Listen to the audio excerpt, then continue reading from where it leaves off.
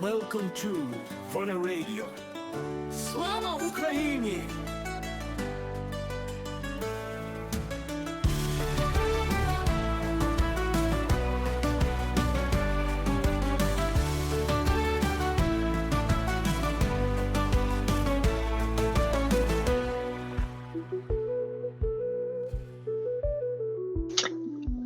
Well, hello everyone. Here we are again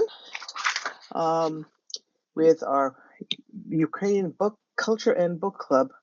Hi, Will. And James is here today. Our friend Adam is a little under the weather today, so James has very kindly stepped into the breach and will be helping us with book club and with our first hour, which I think we'll be covering more breaking news since there's a lot of it today. Anyway, welcome, James. Hey, good to be here with you. I'm sorry under these circumstances. Hopefully, Adam is tucked in warm and comfortable, sleeping somewhere, the best medicine. And if not that, then something good, some good medicine. Anyways, yeah, there is a lot of news today. It's sure worth talking about what Biden did today. That's crazy. But a little later than we all wanted. But hey, I have this figured out, Robin. I know why he did it. Oh, good. Do tell. I will. I tell you, this is why he did it. Um, Putin made a grave mistake in getting Trump elected, and this is Biden's revenge. I don't know. It's a weak one, but that's all I have. But it does represent an escalation, and that's great. It's about time to escalate. Yeah, Twofold. I agree. I Uh, agree with escalation is the name of the game here. I mean, why Russia's been escalating right along. It's about time that the good guys do a little escalating on their behinds. Absolutely. We escalate to de escalate. And yes, that does make sense. In fact, it really does. It happens all the time with the police, unfortunately. Or fortunately, right? And most of the time, fortunately. So, yeah, this is just something that we do. Yeah, parents even do it. It's like, I'm going to spank you if you don't behave. Escalation. Right, Yes. I feel a song coming on. Birds do it, bees do it. Never mind. Um, Ooh. what was I going to say? Oh, gee, I just had something. Oh, did you notice this? It was in the back channel here. What is that idiot's name? Oh, I don't remember his name. I don't There's really care. so many. Narrow it Yeah, down. one of those Solovyev, whatever. One of those Oh. idiot Russian propagandists who is threatening that saying that Trump the only thing that Trump has to offer is to allow Russia to take not only Europe and the UK but also Alaska and a bit of California. If they're trying to get Trump to do their bidding, this is not the way to do it. So I wish them great luck in this line of insult Trump into doing what we want, because that at least I know won't work. So go for it. Well, no, it's not going to work. Though, Trump sure put up with a lot already from Russia. It's almost like, yeah, you're almost done here, Donald. We almost don't need you anymore. That's the message I'm reading from that. It was really pretty nervy and sort of just more than disgusting that Russia decided that nude pictures of his wife were in order to be shown on Russian TV.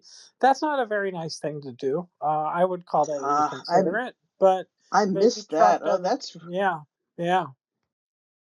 that's majorly low class. I'm impressed, even for the Russians. Yeah, so it's almost yeah. Well, it's the way, honestly, in some respects that I. No, I'm not going to get into politics. I was about to take a deep dive into American politics and say a definitely one-sided thing that wouldn't have helped, but I'd have felt better. I'll just hold back and not say it. But Good, thank you, James. yes, well, Yeah, I can't I think many promise. of us, you and I, and a lot of our listeners have really had it with American politics, and we sort of at this point we're in a holding pattern anyway. So it's probably not worth wasting our psychic energy on this. We will have things to fight about in the future, or to fight for in the future, but right now it's just it's just we're waiting for things to happen. By the way, one of our friends in the back channel made a very good point. that this is not escalation, but it seems more like proportional response. I think that's exactly right. I think that's thank you for that. I won't use a name since this person did not give me permission, but this is exactly the right thing. This is eminently proportional and reasonable. Should have happened 2 years ago.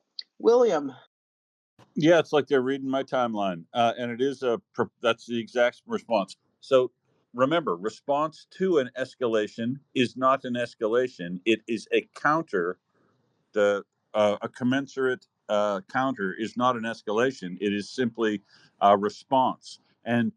Uh, and what you're seeing on Russian TV, Solovyev's show with that pack of chuckle fucks is the sort of hubris that comes out in these guys when they start dancing around and going, "Ha, we're great." So what they're doing is remember that what we're seeing here isn't primarily for a U.S. audience. When you see things on Russian TV that are really over the top like this, they're meant for the internal audience, remember, because Putin really has to shore up response or shore up support inside his own country and make sure that people see him as strong, right? So they're putting in all this stuff to make uh, Donald Trump look silly and weak, and the pictures, the stuff, the nude pictures of his wife. Well, hell, she published those herself, so it's not like that probably doesn't upset Trump at all.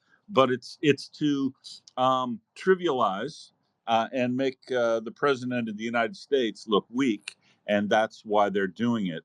Uh, it I don't know that Trump will even pay attention to any of it, but if he does see some of this latest stuff, it does border on hubris that will get them in trouble. Uh, but it's the silliest level of discourse from their part because like they're going to get Alaska back and stuff, part of California up to Nevada. I mean, it's the sort of stuff that we do as jokes in the back channel, but don't amount to any sort of serious analysis of what's really going to happen. And I just wanted to make sure everybody knows the way Russian disinformation works is there are 5 pillars. This is part of the pillar that's meant for the internal audience, and that's why it looks absurd to you because they're trying to puff up Putin in preparation for the changeover in administrations, I think. thank you, Will. That does make a lot of sense. See, this is why it's important to have people here who really know Russia, as the rest of us don't. This makes a whole lot of sense. I was thinking too. Melania Trump, before she was married, was a high fashion model, and some of those photographs are probably not much more than what a lot of supermodels would do. And honestly, Well, the calling her woman high is. fashion's a bit of a reach, though. Well, whatever. Okay, but you have to admit. Well, or I think at least. I mean, she's a gorgeous woman. I mean, regardless who she's married to, showing a gorgeous woman is not going to make people deride Trump. I mean, I don't know how he got her, honestly, just in terms of looks, but so it's this. This is typical of the Russian propaganda machine. They don't really understand what motivates people always outside of Russia. I have an article about this from Timothy Snyder that I want to read a little bit later. It's a short thing about oligarchic money and and the kind of bait and switch kind of manipulation that the Russians do. It's very interesting. We'll go through that in a little while. I know James is all up to talk about anti-oligarchization today. De-oligarchization. It's my favorite. What is that? D, 14 sorry. letters?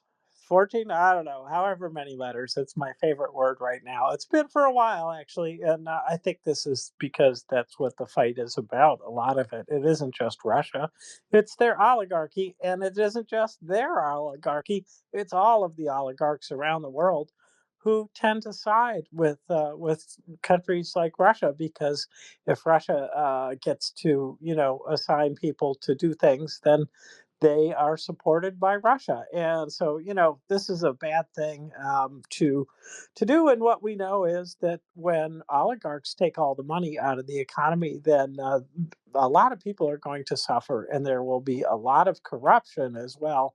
And we've seen that, and we don't want any more of that. So it's an uphill battle, I think, a little bit, but it's doable. It isn't unbeatable to have oligarchs running things.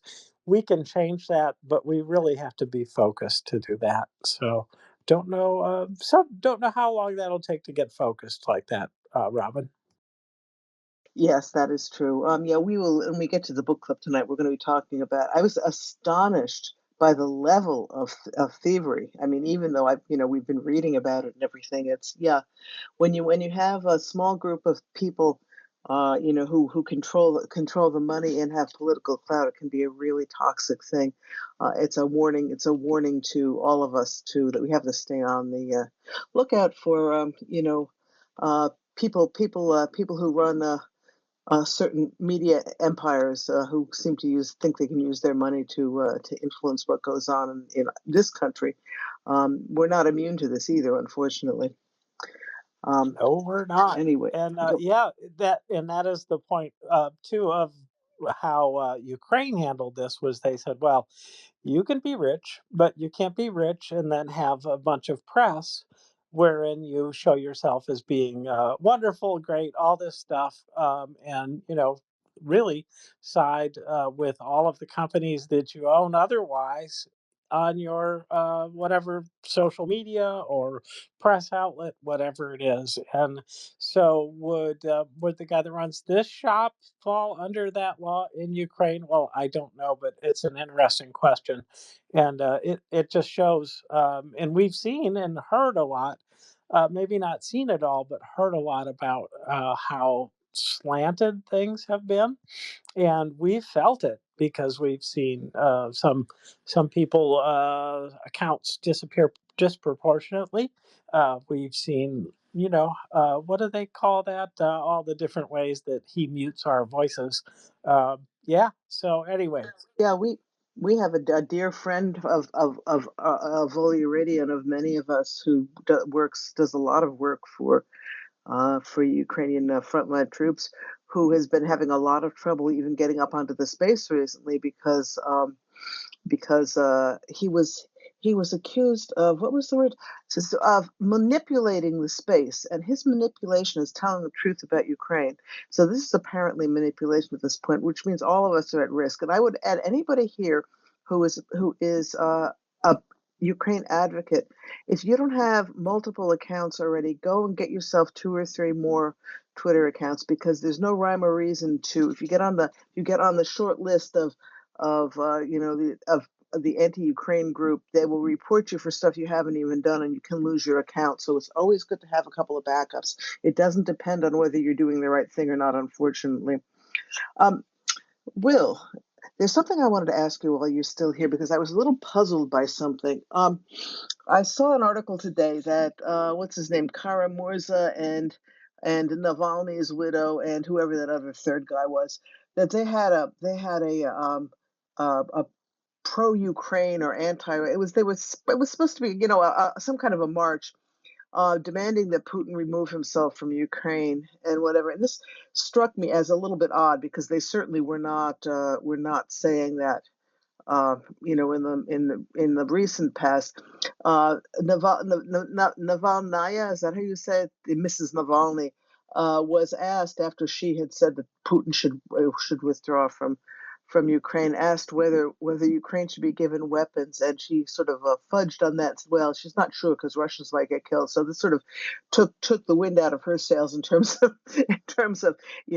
of demanding anything helpful for Ukraine. But just wondering, Will, what do you think is going on here? I mean, these guys, I get the feeling that they were released in part because they were going to be propaganda tools for the Russians.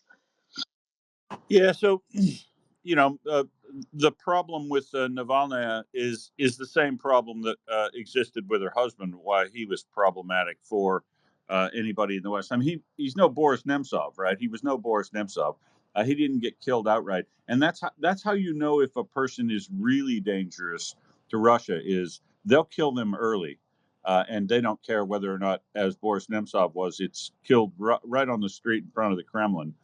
If they've got to go, you've got to go because you're really dangerous. The issue with Navalny is that and his wife now is they continue to try to paint this as Putin's war only.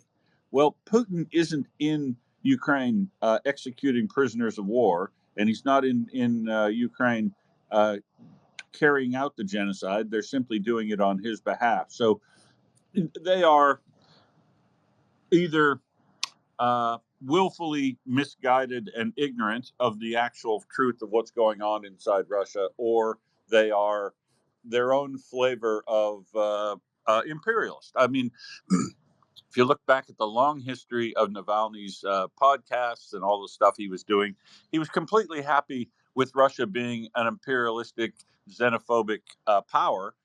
He simply wanted it to be less corrupt. So he ran on the anti-corruption platform and was pointing out Putin's palaces and stuff. You know, obviously doing some stuff that was dangerous and insulting to Putin, but he didn't organize a true party of opposition for Putin, as did Boris Nemtsov, which is why he survived as long as he did and was only killed when he became a nuisance. And this is the same sort of thing that his wife is now carrying on in his name, essentially saying it's just Putin's war, and we're somehow magically going to get Putin to stop the war without killing any Russians in great numbers. Yeah, thank you. That is the real Hey, crux of the matter the there. kind of Yeah. good news, the kind of good news in these protest things they were organizing, the anti-war protests they were putting around the world, including in Adelaide in Australia yesterday, is quite a lot of people showed up with placards that are very nuanced and do understand the situation inside Russia and Ukraine. And they were there was a large group, well, a proportion of the protesters in Adelaide in particular that showed up were anti-war, but anti-Russia committing war, right? Anti Russians for true peace and some sort of justice inside Russia. The blue and white flags started to show up, and that's a good thing, right? Because those folks get it. They get it that it's not just Putin. They get it that the problem is the genocidal ambitions for imperial glory that Russia still has, and that's good. The same sort of thing, the counter. It's kind of like a Russia's organizing peace protests, and the counter protesters are organizing anti-Russia protests to join into those quote unquote peace protests. But peace at any cost isn't peace; it's tyranny, right, James? That'd be about right. That's about right. Yes, indeed. And if you look up into the nest, you will see that it looks like the doctor's about to give Russia what it really needs to clean out its system, so to speak, to get everything working in Russia correctly. And I can't wait for that to happen. Really. So yeah, once they get empire out of their mind, they'll be a better people. They'll be richer. They'll be better liked. They will have less war. They will lose less of their families, less of their limbs. Even they might even slow down the shit fountains in Russia. So you never know. But I hope they take their medicine this way. So anyway. Yes, indeedy. Lexicon. Well, absolutely. I was just thinking we can't let Will leave us on this fateful day, on this momentous day. I mean, without celebrating the move that James has just underlined. I mean, listen, we have been clamoring for this for like back in 2022. Who was it that used to do we used to do commercials, Atacams, the cigarette, the concentrated, unfiltered, extra The, long, the the cigarette that cigarette that smokes smokes you. you. Yeah. Who did those? That was our friend Finance who went Oh off to yeah, do that other was things. But finance did yes. those. Yeah, we gotta get them to come in for a cheer. I mean, this has got to be. We were yelling for ATACMS. Eventually, those happened. I mean, people were twisting Biden's arm everywhere. And it was pretty interesting listening to the discussion. I just watching DW sort of all puzzled, trying to figure it out why. And they seem to have some different reporter in Washington from the woman that has been there for years. Maybe she's having a holiday. Good.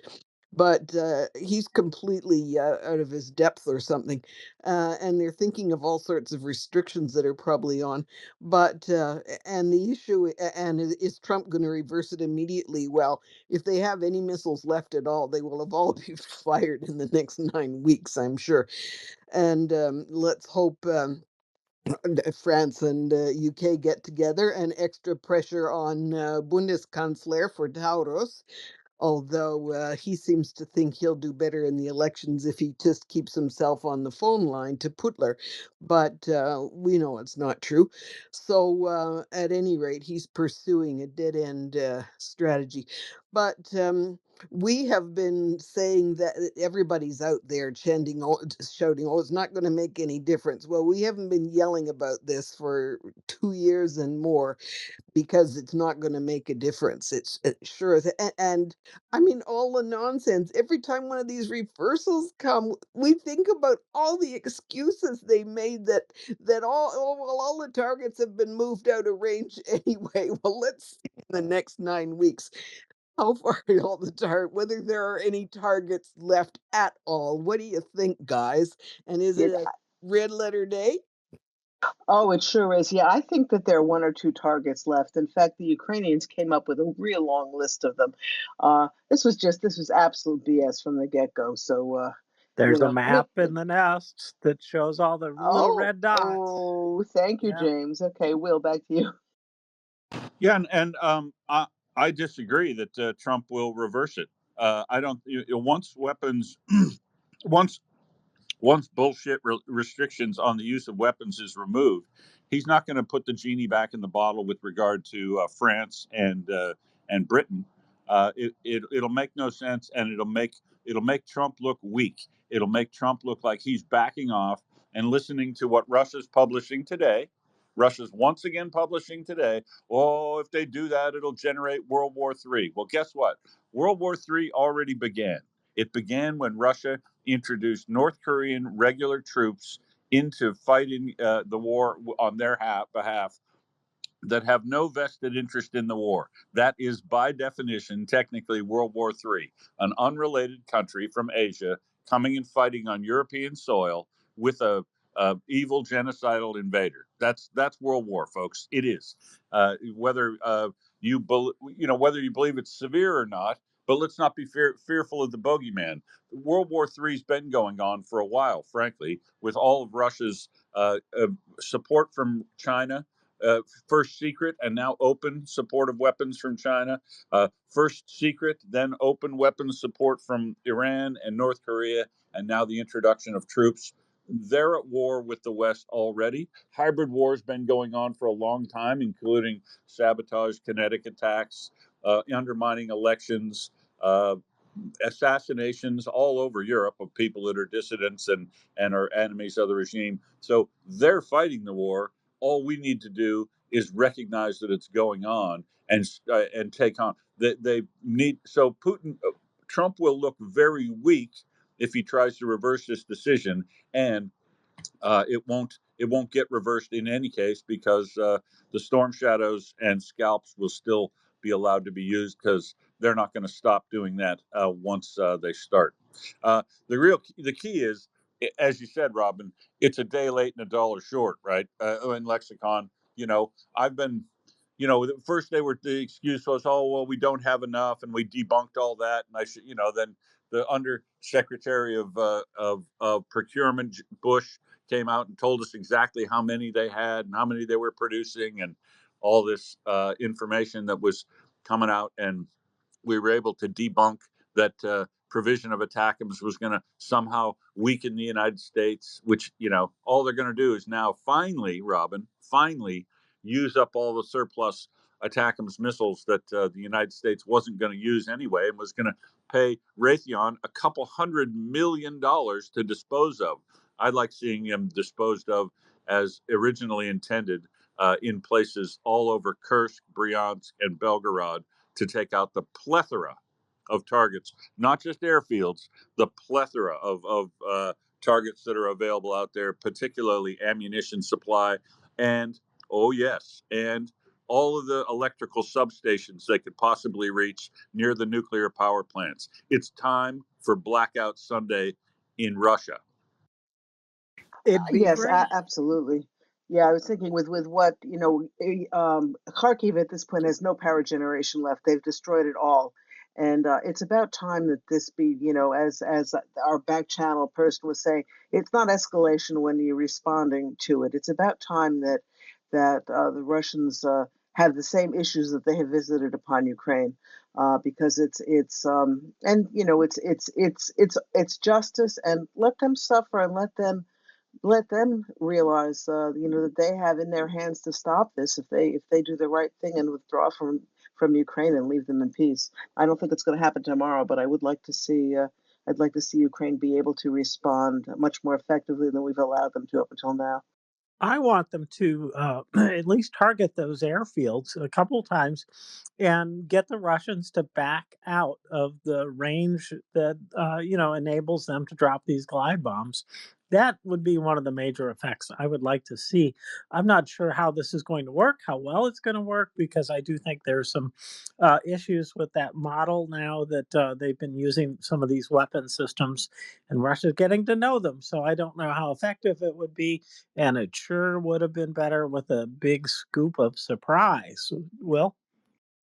Right, and that's the key, right? That there's no surprise left initially, but note that there is still some tactical level surprise, and Russia is still guilty of a lot of hubris. So I think they'll be tracking the takeoff and landing points of the glide bombers very carefully, and potentially attempt to draw Russia farther in with those glide bombers so that they fly back to a near base closer to the front, thinking they're safe, and then hit them right as they arrive. Think of the Battle of Midway, for instance, in the Second World War, when they tracked the Japanese dive bombers and torpedo bombers back to the carriers and caught them during turnaround. That's the kind of thing they need to find out to do tactically now with the information they've got. And they also really need to use all of the intelligence information that they've got. If you're worried about the transition to the Trump administration, don't worry about removal of the restriction of weapons. Worry about the removal of intelligence sharing information, because it's still my contention that one of the most important things the United States done with Ukraine is sharing real-time satellite intelligence information for targeting to Ukraine. And that's the sort of thing that will probably end when Trump comes into power, because he's a very paranoid, narcissistic person who treats information as power like that. And it's information that gets doled out to people as favors and to impress people, which is why he took all those secret documents home with him. Yeah. Let's go right to Lexicon. Lexicon, I skipped over you to go to Will. Sorry about that.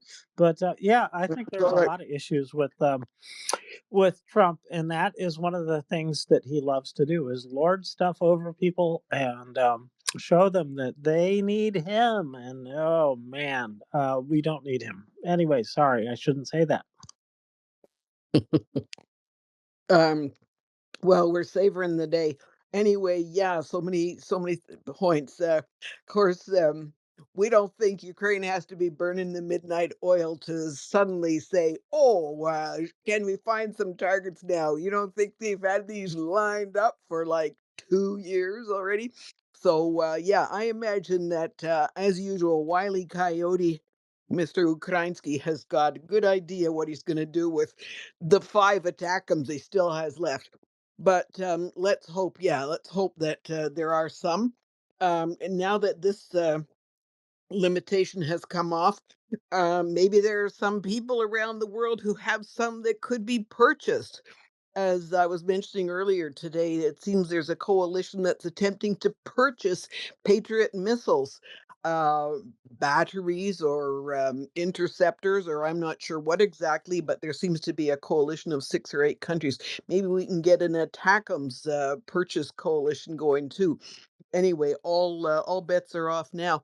But don't you just love the way the mainstream media, and all I've had time to see in this busy day is CNN and DW and a couple of things, but well, of course, New York Times and WAPO that announced it somehow. Biden's down there in Brazil. But they've all come up with all the sorts of limitations and all the sorts of irrelevancies that are attached to this. Like this guy, Cedric, CNN always talks to this retired Colonel Cedric, somebody or other, starts with L, I forget. And he says, well, of course, there'll probably be all kinds of conditions. Ukraine will have to submit these lists and they'll say, this is what we want to hit. And then US is going to say, well, you can hit this and you can hit this. I cannot believe the horrific image that this gives me of how you fight a war, calling up Washington and saying, well, what about the barber shop and over here? But anyway, and then people are saying, well, of course, they're going to have to be strictly logistics centers and nothing nuclear and nothing that will influence Russia's strategic capacities. And then they have somebody saying they can't hit concentrations of personnel. It has to be only these logistics centers. I take it that incorporates airfields. Um, anyway, what isn't logistical? But I just cannot believe the rush to come up with to rain on this parade. But at any rate, I doubt that Ukrainians are at all held back by this kind of pissing effort of the mainstream media. But I do have to find it really something else. They're such a bunch of Eeyores. It's like they don't want Ukraine to win this war. I mean, I'm not seeing a lot of celebration, but give it time. And I'm just expecting the opposite of black swan, and it's not a swan if you expect it. So I'm expecting some great big barrages by our Ukrainian air forces or arriving from the air forces. And let's hope that's what we get to see. Anyway, I'm sleeping better tonight. Back to Hey, you folks. I'm Yeah, going to jump in and say, please, please do retweet the space, and thank you to those people who have already retweeted and shared that space, this space, that is. Thank you. Sorry. no, I'm just going to say, it is really bizarre, as Lexicon was saying. It's like the mainstream media doesn't want Ukraine to win. Like they've written this whole narrative already, and it like pains them to have to change it. They are so wedded to the idea that Russia is a great power, which it isn't anymore. And that somehow we have to negotiate with them. We can't possibly win over them. It's very odd. And I mean, one could be. I don't know. I don't necessarily think you're paranoid if you think that there are Russian fingers in some of this stuff. It's almost But as if Russia's been fighting the information war the entire time since 1991, and the U.S. and the Western powers haven't been participating. Hmm? Huh. almost, well, almost. Yeah, exactly. Um, and our mainstream media still hasn't figured it out. Some people have, but um Which they part is ours again? Because it feels like a yeah, lot right, of ours exactly. is theirs. Yeah, I mean, this is the thing. Russia is doing. I mean, really is doing pretty badly in the hot war. Considering all of the restrictions we've placed on Ukraine and the lack of weapons, and we're running. We just had somebody from SBU Alpha up today. They're doing a fundraiser to get optics, things that are the American military would you just get out of a shelf in a warehouse, and they're having to beg for even the minimum. And still the Russians, this 3-day operation is about to go into the third year in a couple of days. So anybody who still thinks that Russia is a great power and can't be bested is not looking at what's actually going on at this point. You have to be willfully ignorant about what the battlefield to say this, but this is an old technique that they've always used, the inevitability of Russia, and they've done a lot of things to reinforce this concept. But I really, really don't want the lingua franca to be Russia. Nothing like that. We don't want that, and so they really are beatable, and Europe ought to be jumping on the opportunity to take care of this problem and to clean up their backyard.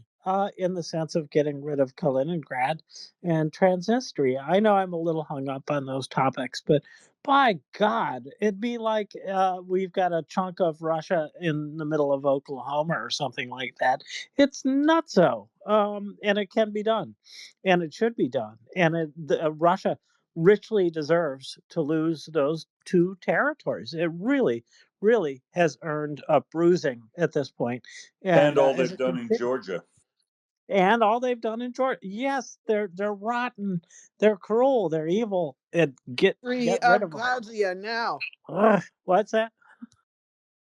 Seems, Abkhazia, standing yeah. up. Oh yeah, Yeah, this is the thing that I find so frustrating, and I think many of us do, is it's so clear that without Russia in the world as it is in its present form, the world would be a much more peaceful place, and people would, there would a lot of the war crimes and genocide and all the stuff that Russia's perpetrated around the world would go away.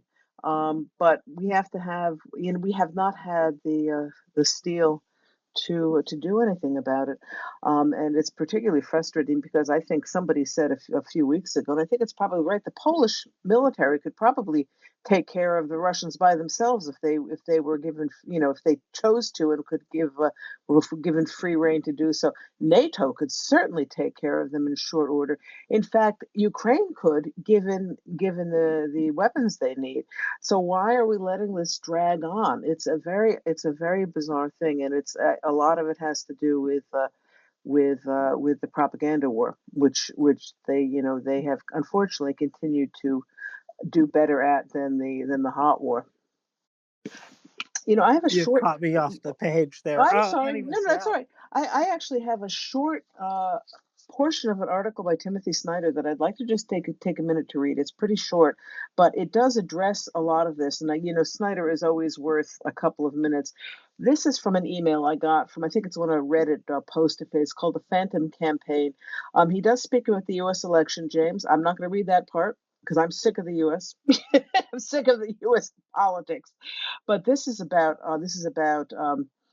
called Digital Oligarchy versus the Democratic Future. Um, Manipulation is talking about the manipulation of our recent election. It called me back to a decade ago when this sort of thing broke into the internet for the first time. Social media was new, and Russia had just invaded Ukraine for the first time. So we're talking about 2014. The Russians were able to shape the debate over their invasion by a clever new tactic, targeting people with demotivating lies through social media. It was back then in early 2014 that Russians started with contradictory ideas. To people with left wing ideas, they spread the ideas that the Ukrainians were somehow Nazis. To people with right wing ideas, they spread the idea that Ukraine was the forefront of a gay takeover over civilization. This hasn't changed. To anti Semites, they spread the idea that Ukraine was not a real country, but instead just an outpost of the international Jewish conspiracy. This worked. The targeted propaganda was so successful that people in general did not even process that Russia had invaded Ukraine in February 2014. Ukraine's possible allies were demotivated. Excuse me. The Kremlin succeeded in displacing an external reality from which we might learn, a Ukrainian state invaded by a Russian army, with our own emotions, which took up all the space. Rather than learning about Ukraine, people in the West argued with one another. Some Westerners effectively joined in the Russian disinformation campaign. People who were duped generally treat the information that has fooled them as true because this is less costly psychologically than admitting an error. The failure made the second Russian attack on Ukraine, the full scale invasion of 2024, more likely. Russia persists in promoting the same themes about Ukraine to the same audiences. This no longer works as well as it did a decade ago, but it still shapes the debate about Ukraine. but it also demonstrated a general possibility for bad actors everywhere. Someone with enough money, in this case Putin, could take advantage of data about individual political commitments to spread demotivating lies and get meaningful results. A phantom political force was born, and this is his formula: oligarchical money plus psychological information about individuals plus social media delivery system plus demotivational message. So that is what Snyder has to say about this. I think this is very important, and it's this is something our fearless leaders and our people in the media have not come to grips with, and it's to our detriment that we're not dealing with this directly. Yes, Will. Yeah, I mean, and that without saying it is talking about the Cambridge Analytica issue in the 2016 election. Flash forward to a few weeks ago when Elon Musk was paying $45 million to generate stories in Dearborn, Michigan, conflicting stories, right? Um, they don't care which side of an issue you're on. They just want you fighting about it. That's why they put in pro-Palestinian ads and pro-Jewish ads that said that Kamala Harris is this and that she's that, and all they want you to do. And this is why Elon Musk is a Kremlin propaganda, an oligarch who is propagating lies, because he's working exactly like a Russian oligarch is to help fester and foster chaos inside the U.S. elections. Doesn't matter how your election came out.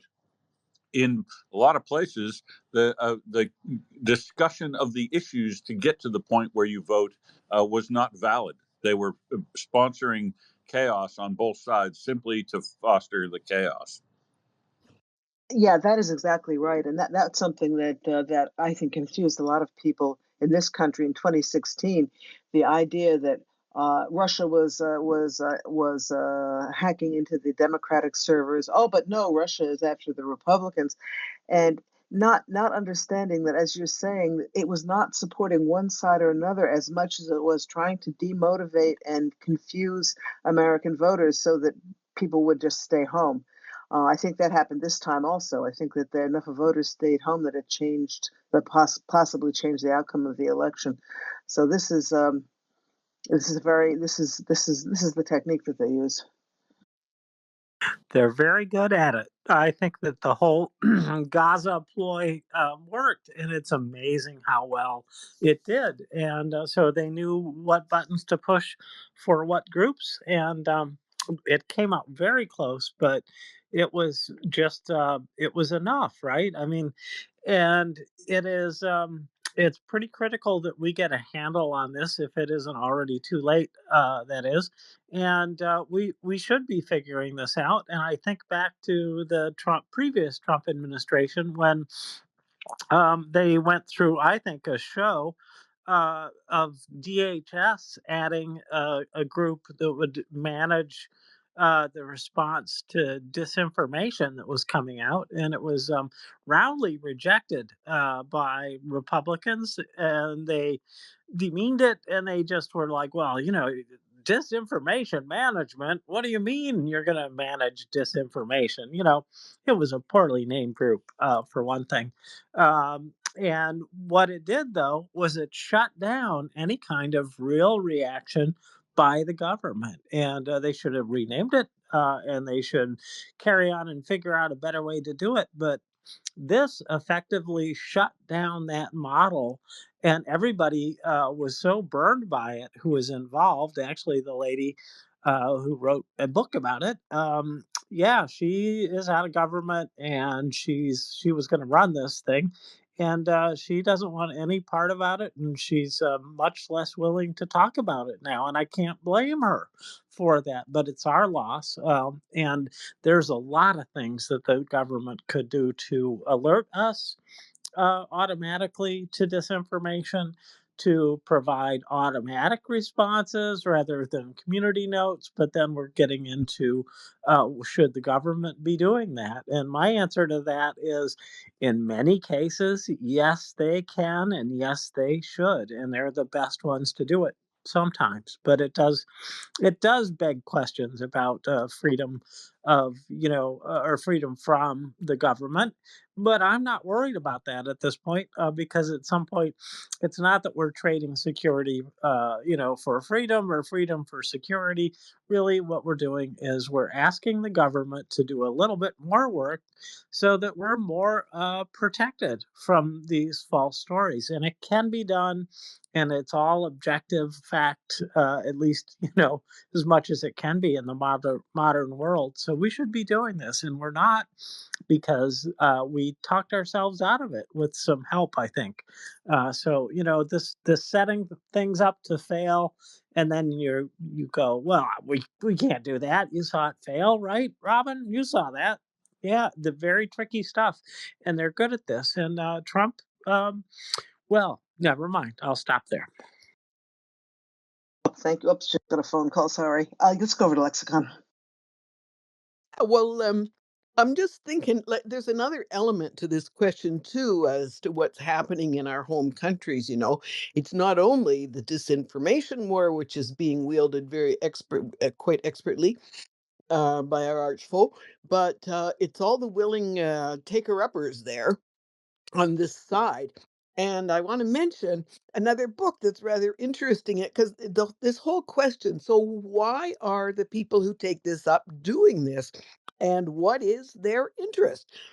And are they only pro-Russians? Are there Obviously, we're seeing a lot of other stuff going on domestically. So, I just finished reading today a little political thriller called State of Terror by the redoubtable Louise Penny, jointly with Hillary Rodham Clinton, which came out in 21, I think, which was written very quietly during the pandemic lockdown by the two of them on FaceTime. It's pretty interesting. At the end, Louise Penny explains. Maybe I don't know if people know her. She writes the series, the I Inspector. love her. You do? Gamache. Yeah. Well, she and Hillary are great girlfriends, and so they did this thing. And At any rate, so this is quite a story, and of course, they demur as to the former Secretary of State demurs as to whether this is. I mean, obviously, this is work of fiction, of course, entirely. Well, it's totally set in contemporary times. We've got a government, the bit of a hapless president who follows on. They have just got rid of this totally wacko president they had for 4 years, but unfortunately, the fellow who's managed to defeat him is a bit wacko. And the Secretary of State, this excellent woman named Ellen, and her girlfriend Betsy are she's widowed by this time, the Secretary of State. So she has a couple of children, one in the mass media. So anyway, um, I she's wonder what Hillary was thinking. Sorry. well, you all the way through this book, you don't need to wonder what Hillary's thinking. It is a riot. Anyway, you just I wouldn't have bought it, but I can't even remember who it was said, "Do you want to read this? I'm finished with it." And I said, "Sure." It looks fat. They print it on big, thick, lovely yellow vellum type paper with uneven edges and stuff, but the pages are thick. That's why the book looks thick. But it doesn't take too long. It took me 2 days, I think, while doing other things. But lots of fun. Of course, we've got terrorist attacks. Some happen, and some worse ones are threatened. And this Secretary of State has to pull together all her resources and mostly excellent female friends everywhere. A lot of military turn out to be female. It's great. Lots of stuff for the instead of a guys bonding movie. This is a road movie but I mean, there's lots of men in it. The president, various their secretaries of the intelligence network directors, and etc. Anyway, every issue's in there. I just posted because the Ayatollah now is looking at, apparently they've designated successors, the Ayatollah in Iran, and the person with the leading edge appears to be his son, although none of this is actually released openly. Anyway, you will be surprised to find any number of actually ongoing plots in our contemporary world that you can find in this book that was published in 2001. So I guess the secretary had a lot of knowledge about a lot of intriguing countries. So it actually is. I mean, it's not a great book, but it's fun and it's pretty interesting commentary, and it's pretty interesting to read in 2024 when they wrote it in 2020. So that's the book that I'm not advocating it. I'm just saying that I've just read it and I got a lot of good chuckles out of it. But anyway, talk about conspiracies of some folks who say America has been ruined and true patriots have to stand up and take back America. That's the side that's the gang I was talking about, and that's another group that we really need to be thinking about. And I guess these ladies are thinking about it. Back to you. Yeah, thank you, Lexicon. Yeah, Louise Penny has. I've read every one of her books. This one I hadn't read, though, so I'm going to look for it. She writes a wonderful series of books about the inspector. What is he called? He's the head of the homicide division of this Sûreté of Quebec. I guess sort of the Inspector FBI. Armand Gamache. Armand Gamache, yes, and Reine Marie, his wife. They're really wonderful books. I just adore them. In fact, I'm in the middle of listening to the newest one. Adam and James have turned me on to listening to books rather than reading, and as my eyes get less less adept, I'm enjoying it. Anyway, but yeah, so thank you for bringing it up. And it's it's interesting. Sometimes fictional treatments are able to be more straightforward about some of these things than actually when you're actually reporting things straight. So I'm looking forward to looking into that. Speaking of, Did I get the book yeah, go right? ahead, James. Did I get the right book? I'm sorry. In the Nest there. Is that the one you're talking about, Lexicon? Yeah, State of Terror, I just Yep, said. That's Yeah. it. that's All the right, one. that's the That's the one. one. So there it is. And I feel like I mentioned this already, but I'm not sure. So the second post in the nest is yeah, I did mention this. The guys from SBU Alpha are trying to raise some money. I wanted to report, James. We had them on for an hour earlier, and in that hour, our wonderful listeners managed to contribute $1,000 to this incredibly important fundraising campaign on behalf of SBU Alpha. This website it's worth taking a look at where the donations are being accepted. I like this website a lot. It's from an organization called Sunflower Seeds Ukraine. It's a very small organization. It runs a little bit like Toonie Tuesday. They platform other people who are doing fundraising, and it goes through this site where you can actually see in real time exactly who's giving, and if you want to give anonymously, that's absolutely fine too. But we can track exactly how much money is being given in at every moment, and anyone who goes off the website can see it. So we have no transparency issues. And as I said, we've already in an hour we managed to raise $1,000, which will help give these guys the things they need to help beat the Russians, get them out of their country, and go back to building a strong and prospered, peaceful Ukraine without the threat of the Russians coming to destroy them again. Anyway, back to you, James. 10 screens away again. I Yep, don't know how yep, that yep, works. yep, Yes. yep. I was Well, let me mention one I one other was thing. I'm sorry. checking I should out. give you a heads up. I'm I sorry. was no, it's okay. I was looking in my Libby app, which is the public library app in the United States, to see if State of Terror was going to be in there or is in there. And let's see, it is. Is it in audiobooks? And uh, oh my goodness, yes, it is. So Oh, okay. terrific. Good. I just placed a hold on that. So it'll be probably a couple weeks, but that's okay. Whatever. This is not a must read, but it does sound a novel sounds about the right speed. Sometimes after some of the books that book club looks at, it's like, oh, a novel sounds like Yeah, a great idea. exactly. So Yeah, now that I'm listening to books, this is what I do when I walk the dog, and it really does air your head out after a while. And I must say, as a professional librarian for more years than I'm willing to admit, uh, your local public library is one of the greatest resources. Your tax dollars are paying for it, and at this point, you're not only getting books in the local branch. You have access to millions of electronic books and audio books and books that can be borrowed from other libraries. So if you have not checked out your public library recently,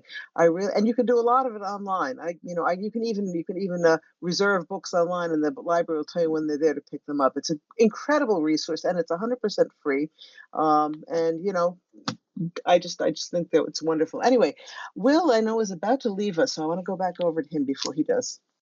So yeah, I was thinking about book club, and our good friend Ming the Merciless has done us a great favor. He's managed to run down a book that he and I have been looking for a long time, and I don't think we'll feature it on book club. I think we'll probably feature it on This Week in Absurdistan. But we've gotten a hold of the revised Year 11 history book that they replaced throughout Russia prior to the last school year, and yeah, it's an eye opener. I don't think we'll cover it in book club, but it has some very interesting approach to history of the world. That yeah, I look forward to little snippets in my segments as I read through this thing. Yeah, thank you, Will. Yeah, interesting is right. I'm thinking I will try to find it. I'm not very good at multitasking, but War Doggo recently has put up a video, a YouTube video that I've watched part of about Russian disinformation. It's very, very interesting, and it gives you a lot of. And it does discuss. At one point a textbook. One of the things that I remember that I found really jarring is apparently in this textbook they're talking about. I don't even think it was a Russian one, but they talk about a place called Kievan, Russia, and Kievan, Russia is where Russian culture started, and what they're talking about is Kievan Rus, which had nothing to do with Russia. Kievan Rus was in Kiev. It was founded by people who were not closely related to what was going on in Muscovy at that point when it was still a swamp. Anyway, so I will try to find that and put it up in the nest if I can manage to do that. But it's if not, War Doggo's website, I mean War Doggo's feed has it. It's definitely worth looking at. There's a lot of good stuff on YouTube about that kind of thing. Anyway, bye, Will.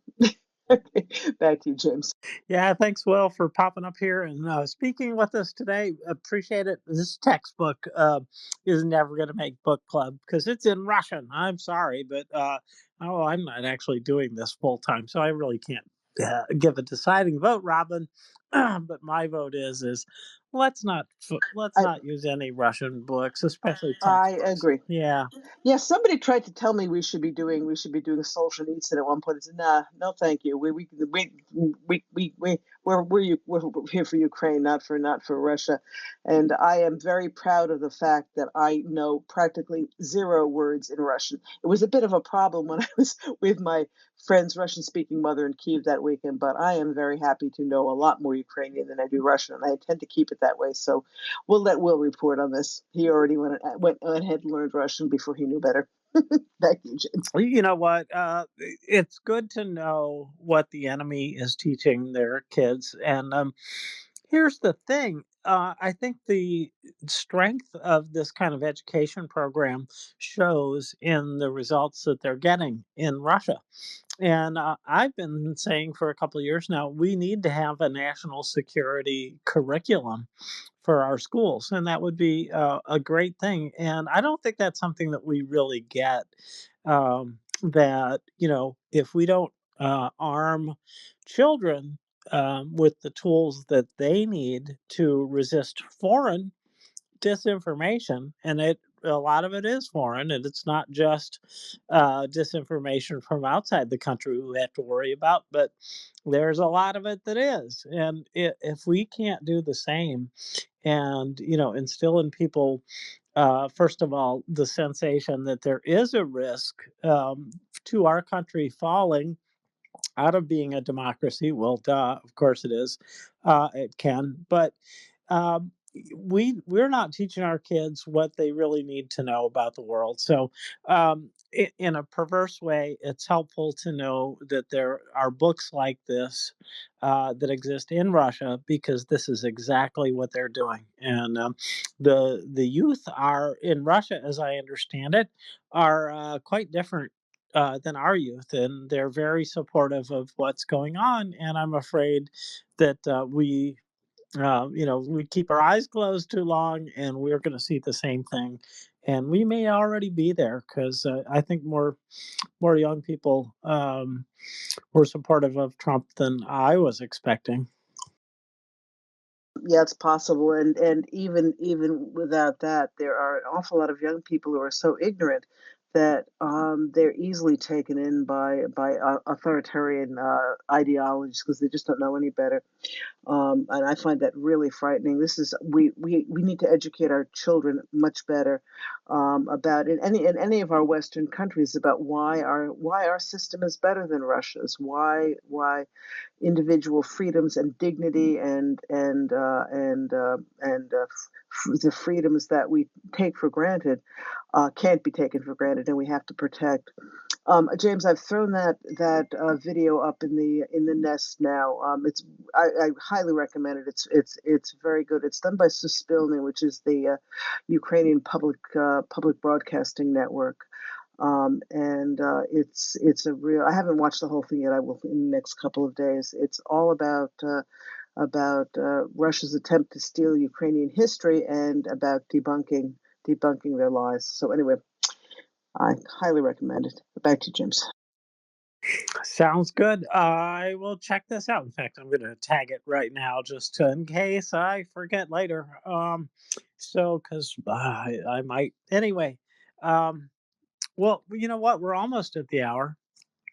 Probably not a good idea to start too many new topics here, but one thing I did want to notice or take notice of was just something that I thought a useful quote from our friends at the Defense of Ukraine account.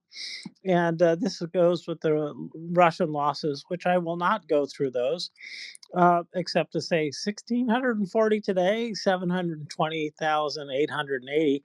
Wow, it's going fast. But, anyways, this is a great quote because I think it puts us in a position as the soldier in this quote. Every soldier must know before he goes into battle how the little battle he or she is in to fight fits into the larger picture and how the success of his or her fighting will influence the battle as a whole. Bernard Law Montgomery. And we really are in this situation where we do not know the impact of our actions until we actually take action. And we may be successful, that if we don't attempt it, we will not be successful. So it's just a reminder that we are small little cogs in a bigger machine, ideally, that is fighting for Ukraine. And just a remembrance that we can make a difference. And if we don't try, and if we don't think about the bigger picture, we won't be motivated to try. So, anyways, I'm going on now, but yeah, that's it. And then one last thing: 68,000 women, Ukrainian women, that is, are in the armed forces. 1/10 of them are fighting on the front lines. So, Bernard Law Montgomery, well, he's from a different era, so he didn't say his or her, but yeah, the women are fighting in Ukraine. And when it comes down to it, everybody should be fighting for Ukraine because, anyways. It's amazing what some. In fact, I saw a story today about a former preschool teacher who now is toting around something. It wasn't a javelin, but was something like that, and had managed to shoot several uh, identified Russian objects out of the sky. The one other thing I wanted to mention, then we'll go into book club, that I was happy to see is the F-16s are being used to great effect, apparently. The small number that Ukraine has in country already, as I'm sure everyone knows, there was a massive attack on Ukraine yesterday. 140 missiles. In the last week, these numbers the last week. A lot of it was last night, but it was 140 missiles of various types, over more than 900 guided aerial bombs and 600 attack drones. F-16s have shot down 10. They say aerial targets. I know some of them were missiles. I'm not sure if they all were, but the F-16s are now up in the air and doing good things for Ukraine. So hopefully, as more of them come in, they'll be doing more good things. And with that, I think we're going to start book club. The book we are reading, we're getting near to the end of it, is Mychailo Wynnyckyj's Ukraine's Maidan, Russia's War, a chronicle and analysis of the Revolution of Dignity. And actually, James, before I start, I wanted to mention to people what we'll be doing next. In all likelihood, this is not 100% confirmed yet, but just about.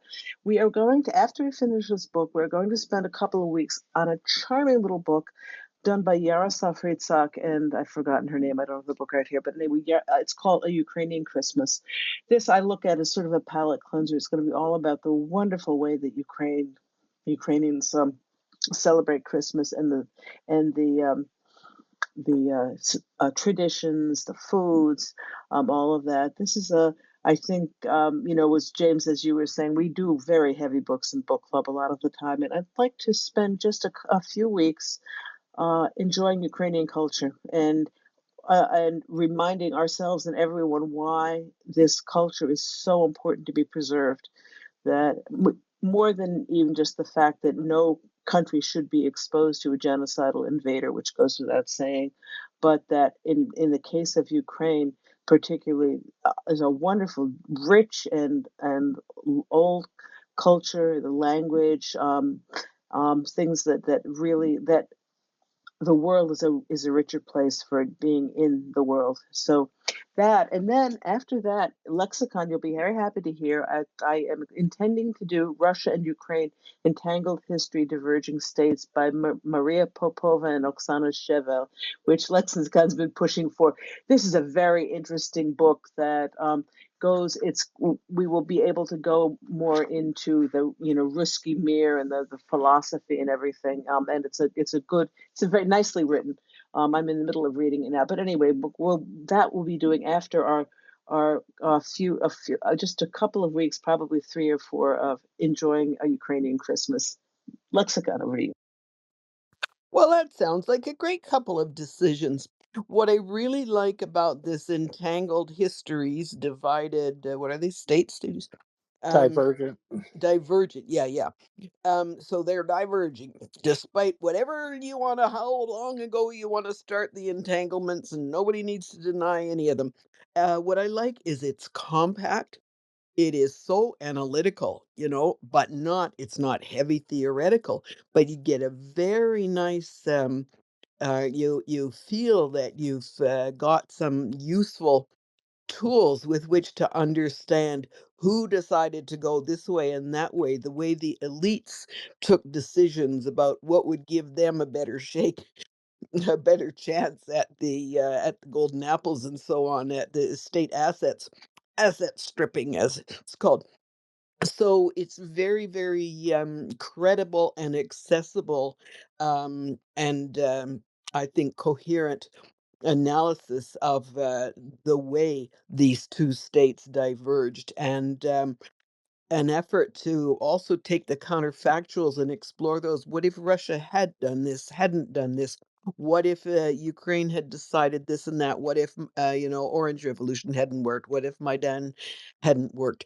And other steps along the way. So I think people will. That's what I think, is that people will feel quite positive about having some at least explanatory messages, and I think analytical tools put into their hands to understand how this war came about.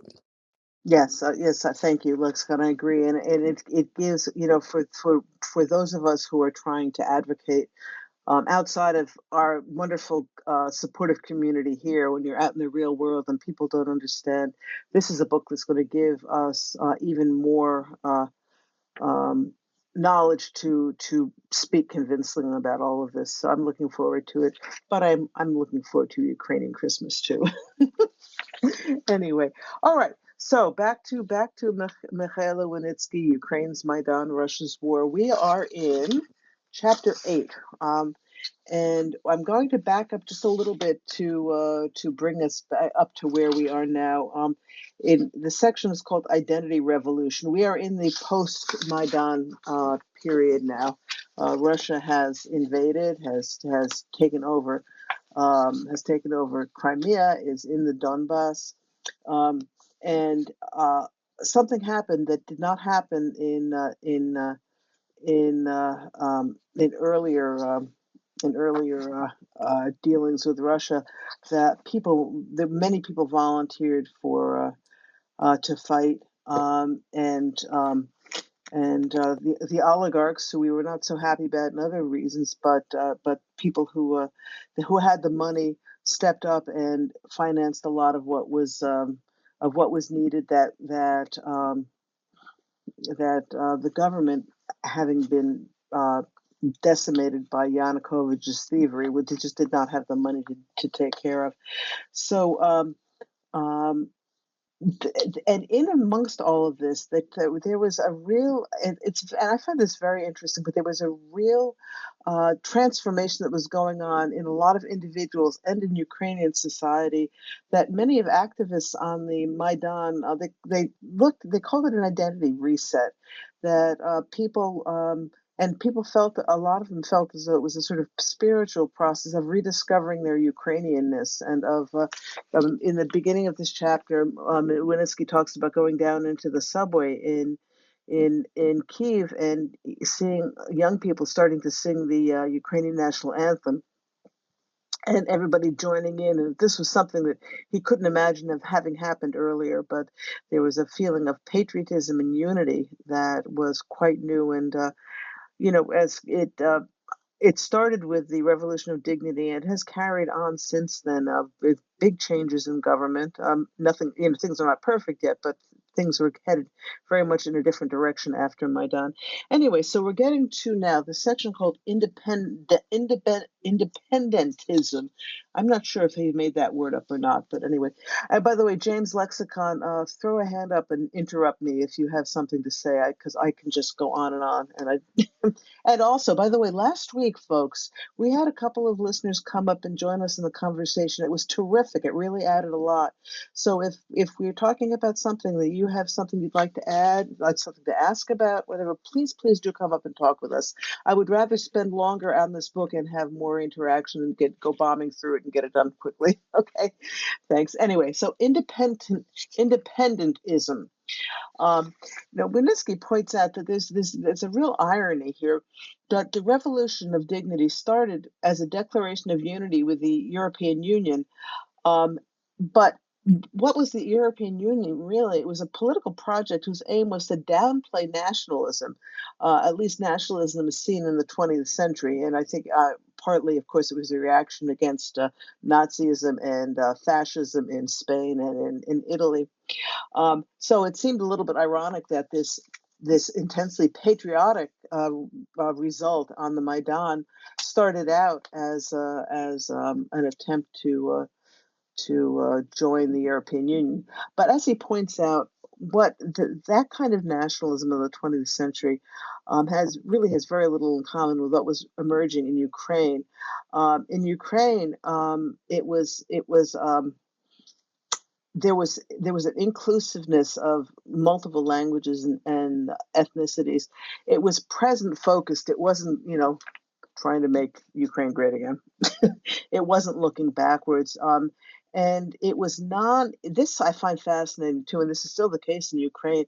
You have Ukrainians are very patriotic, but they're suspicious of their government. They're not so sure that they want the government running things. So it's sort of almost a more libertarian approach. They reject the state as a central. On the Maidan, they rejected the state as the central institution of the nation. So its independence was important, but they felt that there was a lot that could be done in the political structure to make things better, to fix the political structure. The result of polls said in the wake of Maidan's protests and Russia's invasions, Ukrainians seem to have become convinced as to the righteousness of their founding choice 25 years earlier. And this, I think, is a big thing. Ukraine voted for independence in 91.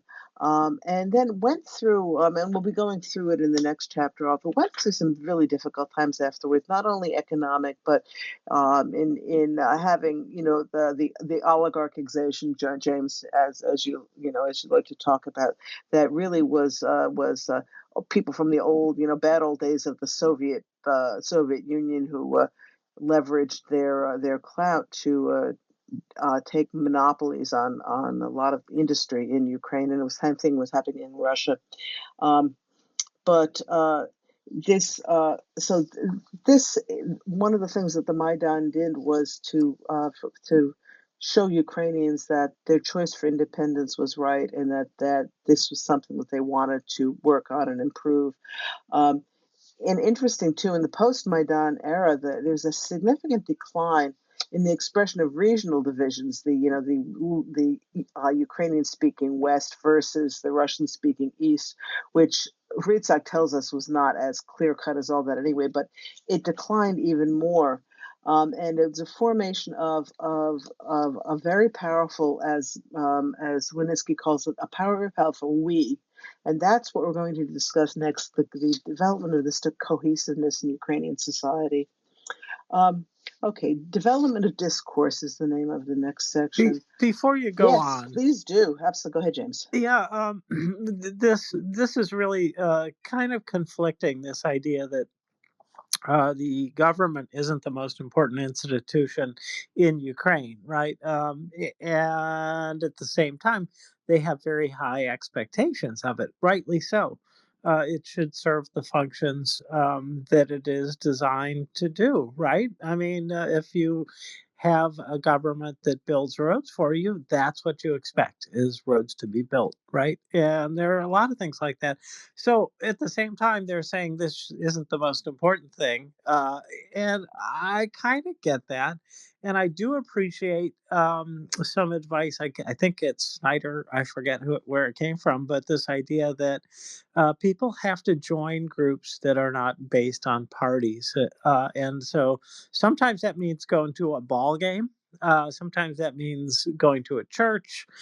Sometimes it's some other thing. I don't know, going, I don't know, clogging or whatever it is that you do. And I think there's some truth in this, but this seems like it feels like almost it's opposed to itself. The idea that the government isn't the main thing, yet this is really what they're using as their main tool is the government. And I'm thinking about how the changes that you're talking about, a lot of them are really embedded in the government, and in fact they have a better government in many respects than we do now, Robin. They've got this, and we've talked about it a number of times, but the software that they've developed to run the government with has made many, many things much better and reduced the cost and reduced the opportunity for corruption to creep in. And even in the United States, there's been steps made there to make sure, and in a lot at the state level. In a lot of states, there's also software like that that lets you pick the supplies or whatever it is you need for your office and government, and it's going to be at a set price. So again, they've taken care of this issue of corruption, and somebody gets a kickback because somebody bought something from somewhere particular. And so these are things that really do, they're from the government, they're for the people, and it's a good deal. And Ukraine is ahead of us in a lot of ways. And I especially think of it because tax season is coming up. And in the US, we've guaranteed that there's this huge multi-billion-dollar industry of doing other people's taxes. And so there's a whole class of people who are doing something that I think that the government could basically do for us. And so I'm still looking at Ukraine as a leader in doing what they're doing. And they are what are we saying? They're making themselves better all the time. It's the worst situation to do it in, but yet that's what they're doing. So I'm sorry, it's a long excursion into this. What I see is sort of a um, It's not a conundrum. It seems like it's opposed to itself. This idea that government isn't most important, but it's the main tool. Yeah, well, I think that's it, James. I think that the tool is exactly the word that describes it. I don't think that Ukrainians are not anarchists. I don't think that they're saying government is not important, but in terms of identity of being a Ukrainian, the loyalty is to the state and to other Ukrainian. I mean, I'm sorry, the loyalty is to the nation.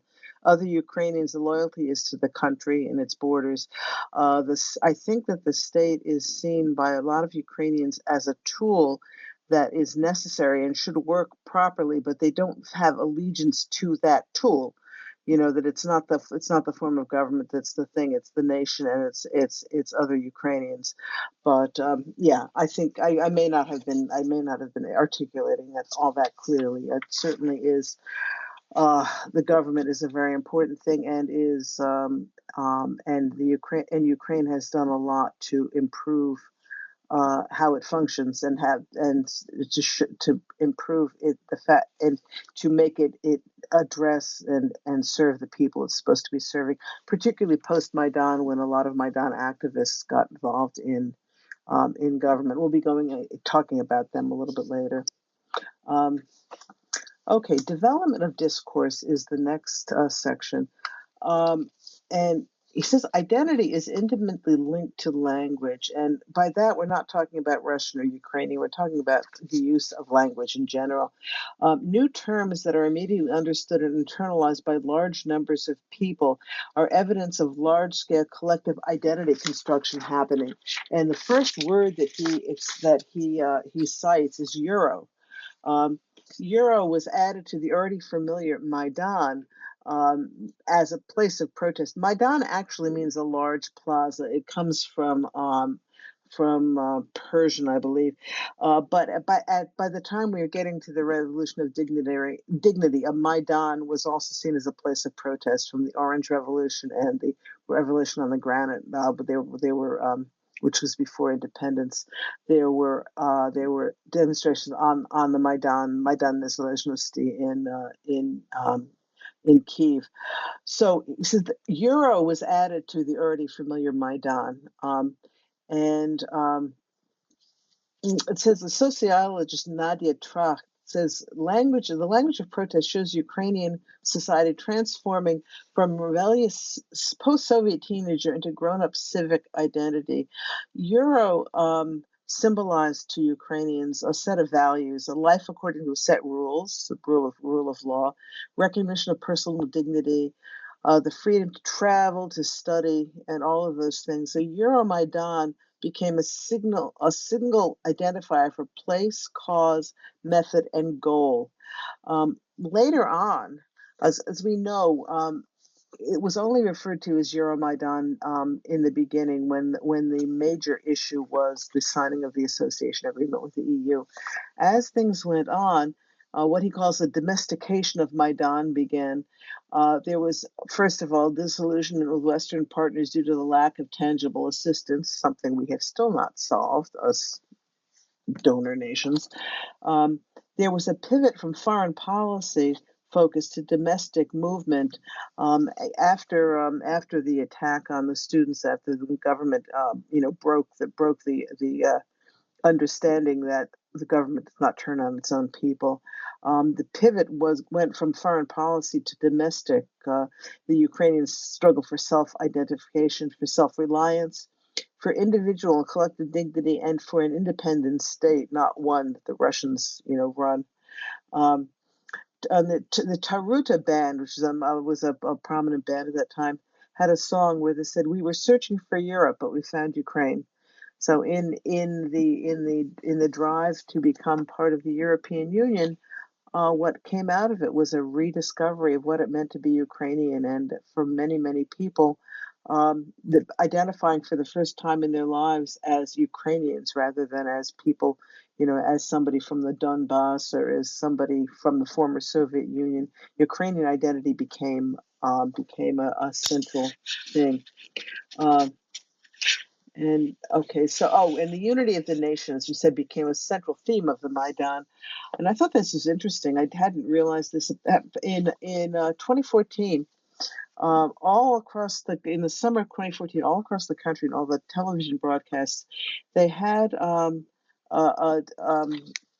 they had what do they call that? It's not a chyron, something on the top of the television screens that said, oh, it was Will's not here anymore. It's Yedina Kraina, Yedinaya Strana, which is in Russian. So Yedina Kraina, one nation, but written both in Russian and in Ukrainian. And this was the real focus of the Maidan, was creating unity across the entire country, and that has remained. Um, the In amongst all of this was a rapid, unpredictable development of terminology. For example, the Slava Ukraini that we know so well now, Heroyam Slava. Um, at the time of before the Maidan, this was really something that was only used by marginal nationalist groups. It came from UPA, the Ukrainian. Oh gosh, help me, lexicon. What does that stand for? Was the Bandera group, anyway, that the freedom fighters of Ukraine during the Second World War. Um, it it became unmoored from its original negative, not original, small group, and became a slogan of the entire Maidan. And even in August 2018, Poroshenko announced it as the official greeting of the armed forces of Ukraine. Um, and this was something that happened with a number of symbols. The black and red flag that was at one time belonged to a small partisan group of Ukrainians fighting against the Soviets and fighting against the Nazis, has come to. It's something you'll see in a lot of, unfortunately, in a lot of cemeteries at this point, showing the blood of the soldiers that was spilled. Lexicon, yeah, go ahead. Yeah, this the way he talks about OUN and UPA, it was the Ukrainian Revolutionary Army, it was called. It caused me to question, like, I think his origin is in Western Ukraine, and he grew up in Canada, I guess. And he first went to Ukraine, to the east, somewhere. He says we're maybe Dnipro, but he. I I think that OUN and UPA were absolutely not marginal memories in Western Ukraine at all. And I just say it because of a number of experiences I had when first going to Ukraine in 2014, early, like in the spring in Lviv. I remember going to the museum in Lviv, and there were exhibits they're dusty old, typical, not very well off European countries' museums of their own history. But there were pictures of members of the OUN and UPA. There were all kinds of their tracts and anyway, all sorts of commemorations. There were artifacts, clothing, flags, commemorations of various events and so on. And they had had enough time to gather dust. I mean, they'd been there forever. I also got taken by my in-laws in Ternopil, so this is not Lviv, to a place where every October there was a commemoration in the woods, and they showed me underground hideouts, just kind of tunnels into the earth or entrances to them, where people had hidden. And we know that they survived into the 50s, actually. Anyway, there was nothing. Now, this was all very quiet. Not much was said. They just kind of wordlessly drove me to this site and showed, and there's a clearing in the forest and all sorts of log benches. And they said that I don't know, scores or hundreds of people showed up every year. And so this was long before there'd been time to build up the sorts of things that Wynnyckyj is talking about building up. So I think that it was just very regional, not quite so marginal. And I even remember my sort of funny old uncles, this would be back in the 50s and 60s, some of them would say Slav Ukraini Heroyam Slava. And I sort of didn't know what that was. But so, yeah, it was. At any rate, it was there. It was pretty present, and I think what he's saying is that it got popularized, in the Kiev urban um, whatever intellectuals crowd and activist crowd and so on as well. And maybe the Kiev people had considered it a bit marginal, but I don't think that the whole of Western Ukraine had thought it. Anyway, Yeah, that's my view. 100%. I don't think he went to the same kind of high school that Adam went to. No, absolutely, 100%. I actually had heard about those tunnels outside of Chernobyl. Yeah, and I was when I went up, where the friends brought me up into the Carpathians for a day, and there was a popular tourist site. But one of the things you saw was a recreation of one of these underground bunkers that UPA had used. Yeah, I think he overstates it. I think, as you're saying, in Kiev, this was less of a. He teaches in Kiev. This was, I think marginalized is too strong. I think perhaps it was particular, and as you're saying, it was certainly was big in Western Ukraine and into the 50s. That the last execution of an UPA member was way into the 50s, if not even in the early 60s. So yeah, thank you. It was a good clarification.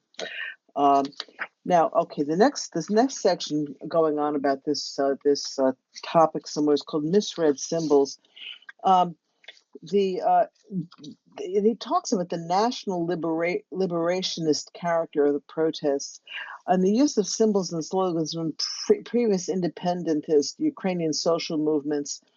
Um, the willingness to sacrifice for one's nation defined both protesters and the volunteer defenders during the Russian invasion. But the problem was, of course, and we still see it to this day, the use of Bandera, OUN, UPA symbols are ripe for mischaracterization, especially at this time by journalists with little knowledge of history looking for a juicy story. And the question, is this a revolution, a rebellion, a sit-in, or a radical right-wing inspired conspiracy? The last got a lot of attention because, as they say, that's the juicy story, and we still see this. I mean, it's been debunked so many times it's not even funny. But you still people dragging up the Ukrainian Nazi thing. So it unfortunately people like this kind of thing and has staying power.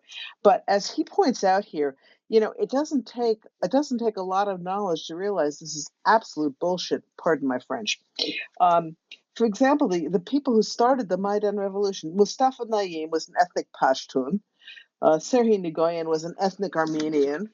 Um, and well, there were others too. Those are the two I have listed. And they couldn't really be portrayed as extreme right wing Ukrainian ethnic nationalists, could they? So this falls on its face very quickly, but doesn't stop people, unfortunately. Um, yeah, and yeah, Adam left a note in from last week saying that this is still going, unfortunately. Yeah. Um, but as it happens, the portrayal of Ukraine's revolution as a fascist coup lasted because, and as Wynnyckyj puts it, this approach is shallow but comforting. Identity conflicts can be transferred to the domain of irrationality, which means we do not need to treat these tribes somewhere beyond the EU borders as comprehensible or driven by rational narratives. Simplification does not require nuance, and I think that this is very true. I think that it was a much easier thing to accept than to accept the fact that a serious and important independence revolution was going on that was deserving of support and understanding. It's a lot easier to write it all off. I don't know. We don't know what Ukraine is anyway. It's somewhere. So Ukraine is somewhere to the east of Poland. Poland is pretty much on the edge of the universe anyway. So it's easier for people just to say, "Oh yeah, there's some kind of Nazi thing going on there, and we don't have to worry about it. We certainly don't have to provide any support." Um, it's another issue that we hear up to this day is the Russian is saving the Russian speakers nonsense that from the Ruski Mir, from Putin's uh, ideology. It flies in the face of the fact that many Maidan activists and most of the volunteers who fought in Donbass against the Russian were Russian speakers. So it's pretty hard to make the case that Russian speakers wanted to be part of Russia when the vast majority of the troops who volunteered at the beginning were actually Russian speakers. Um, but the nationalist rhetoric is, as he said, a semiotic glue for the community that formed and was located in the present, not the past. So these symbols that had perhaps different connotations in the past had become unmoored from what they were and have become symbols of a new cohesive Ukrainian society. And that's, that this is the past uses really become irrelevant at a certain point, which is why we have no trouble with Slava Ukraini, Heroyam Slava. Now this represents the independent Ukrainian state and the democracy, the state with dignity for the individual and respect for the rule of law. And that's all it represents at this point. Robin. Now, yes, dear, go ahead. Yep. You know, I appreciate kind of the anti-nationalism sentiment to some degree, because it really overlooks the fact that what we need to do as good citizens of the world is really focus on the good of everybody in the world, right? And not like we're the best, blah blah blah, and our rights go before everybody else's. So I appreciate that aspect of it. At the same time, I am happy that Ukraine has a healthy self esteem for the parts that they're getting right, and that they, as the Zelensky Effect book kind of pointed out, all of the good ways that they are moving in the right direction, they're hanging on to the right kind of changes. And these are powerful, good things about Ukraine that they're doing. So I just want to say that the nationalism, and I think this is where for me, Herom Slava, Slava Ukraine, Slava Nazi, all of it is a certain amount of kind of healthy nationalism. I'm just saying I don't think it's entirely wrong when it gets carried too far. I think, and that's what people would say probably is classically nationalistic, is when the government does go too far and there is too much focus on primacy of that particular nation. So I don't know that I'm clarifying anything, but for myself, I had to think a while about that to discern what do you mean by nationalism, and what's wrong with nationalism when you got a good nation, right? So anyway. Yeah, exactly. Yeah, that's something I have struggled with too because as I was growing up, I thought that nationalism was a positive thing. It meant caring about your country. It's become, I think there's a dichotomy now in the use of language between nationalism and patriotism. And, one of the things we see with Ukraine as it's become more and more cohesive as a nation, even as a quite poor nation, Ukraine has one of the highest rates of charitable giving, and that's not. I'm not talking about charitable giving inside of Ukraine. I'm talking about going out to the rest of the world.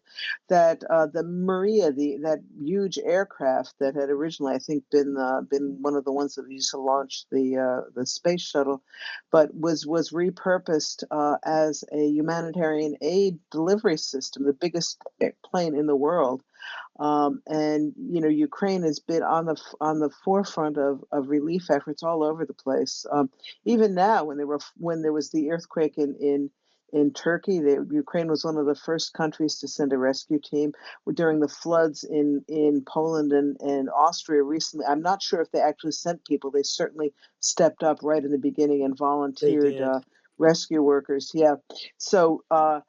Patriotism, love for one's own country, ideally includes wanting the same thing for other people. Is I guess just my point here. Lexicon, go ahead. Yeah, I think maybe his treatment, Wynnyckyj's treatment maybe reflect his kind of growing up in North America in a time when there was frowning on American nationalism, and which actually was sort of American imperialism was what people were objecting to within their own, looking at their own empire and saying we oughtn't to be out here in Vietnam fighting this war against these colonial peoples. And I think that he just kind of swallowed that. I mean, he's a Canadian. I'm not. We had a lot of discussion, say, in centenary, Canada's centenary in 1967. Um, I'm not sure. Anyway, I think nationalism has just got a bad taste in Wynnyckyj's mouth. But I agree with you that he's got a few concepts here, like the state and nationalism, that maybe they smack of something to do with his own, I don't know, youth or his own studies in some rarefied sociology with which I'm not too familiar. But yeah, I agree with you guys. Yeah, it's interesting, lexicon. As I go further into this book, I see more and more that this little quirkiness in some of his attitudes. I mean, which is, he's got it right. What we certainly found with Ritsak had some very interesting, unique attitudes. But yeah, I mean, it's any observer of something going on is going to be bringing their own background into it. Yeah, so it is interesting. Thank you. Um, from your colonialist neighbor to the south. You Okay, know, our next, before we go yes, on, James. I just want to say, this idea of my nation, right or wrong, is the beginning of bad nationalism, in a way. You know what I mean? Yeah, I'm going to be in it, right or wrong, right now. That's the truth, but that is sort of a almost like it's okay then if it's part of it's wrong. No, it's not. No, it's not. So I'm just, I don't know. I don't know if we needed to know that, but that was my opinion about it. No, it's true, and one of the things I find charming about a lot of Ukrainians is they are as fiercely patriotic as they are critical of their own government. You can get a Ukrainian who'll go on and on about the corruption and the this and the that and whatever, and then but Ukraine is my country, and I'll do anything to defend it. And I find that clarity about exactly, I mean, this is that business of the government being an important tool, but not being the country. That I find quite refreshing in this certain way. Lexicon. Yeah, I guess what I didn't complete in what I was saying is that I thought what we had learned in those days that we were learning something about imperialism, colonialism, and national liberation struggles for independence, and the nationalism of countries struggling for their independence against a colonial and settler colonial power like Russia or America or Canada. Those things were to be supported, and we had to have the good sense to understand where we were acting as, let's say, vis-a-vis the indigenous peoples in Canada as well as the US. In that sense, we certainly were a settler, colonial, imperialist power, and we had to recognize the power and the righteousness of the national feelings of oppressed peoples. And Ukraine is in a that's what I don't comprehend about the left. And Maria Popova was writing today on Twitter about the eco-socialists, and they just do not get the priority for the national independence struggle, and they don't understand. They will not put settler colonialism into their analysis, and they don't understand the dynamic. So. They fail to mobilize this very powerful feeling, which is a national and it's a dignity feeling. It's like the independence of a person growing up. The dignity and independence of a nation is tremendously important.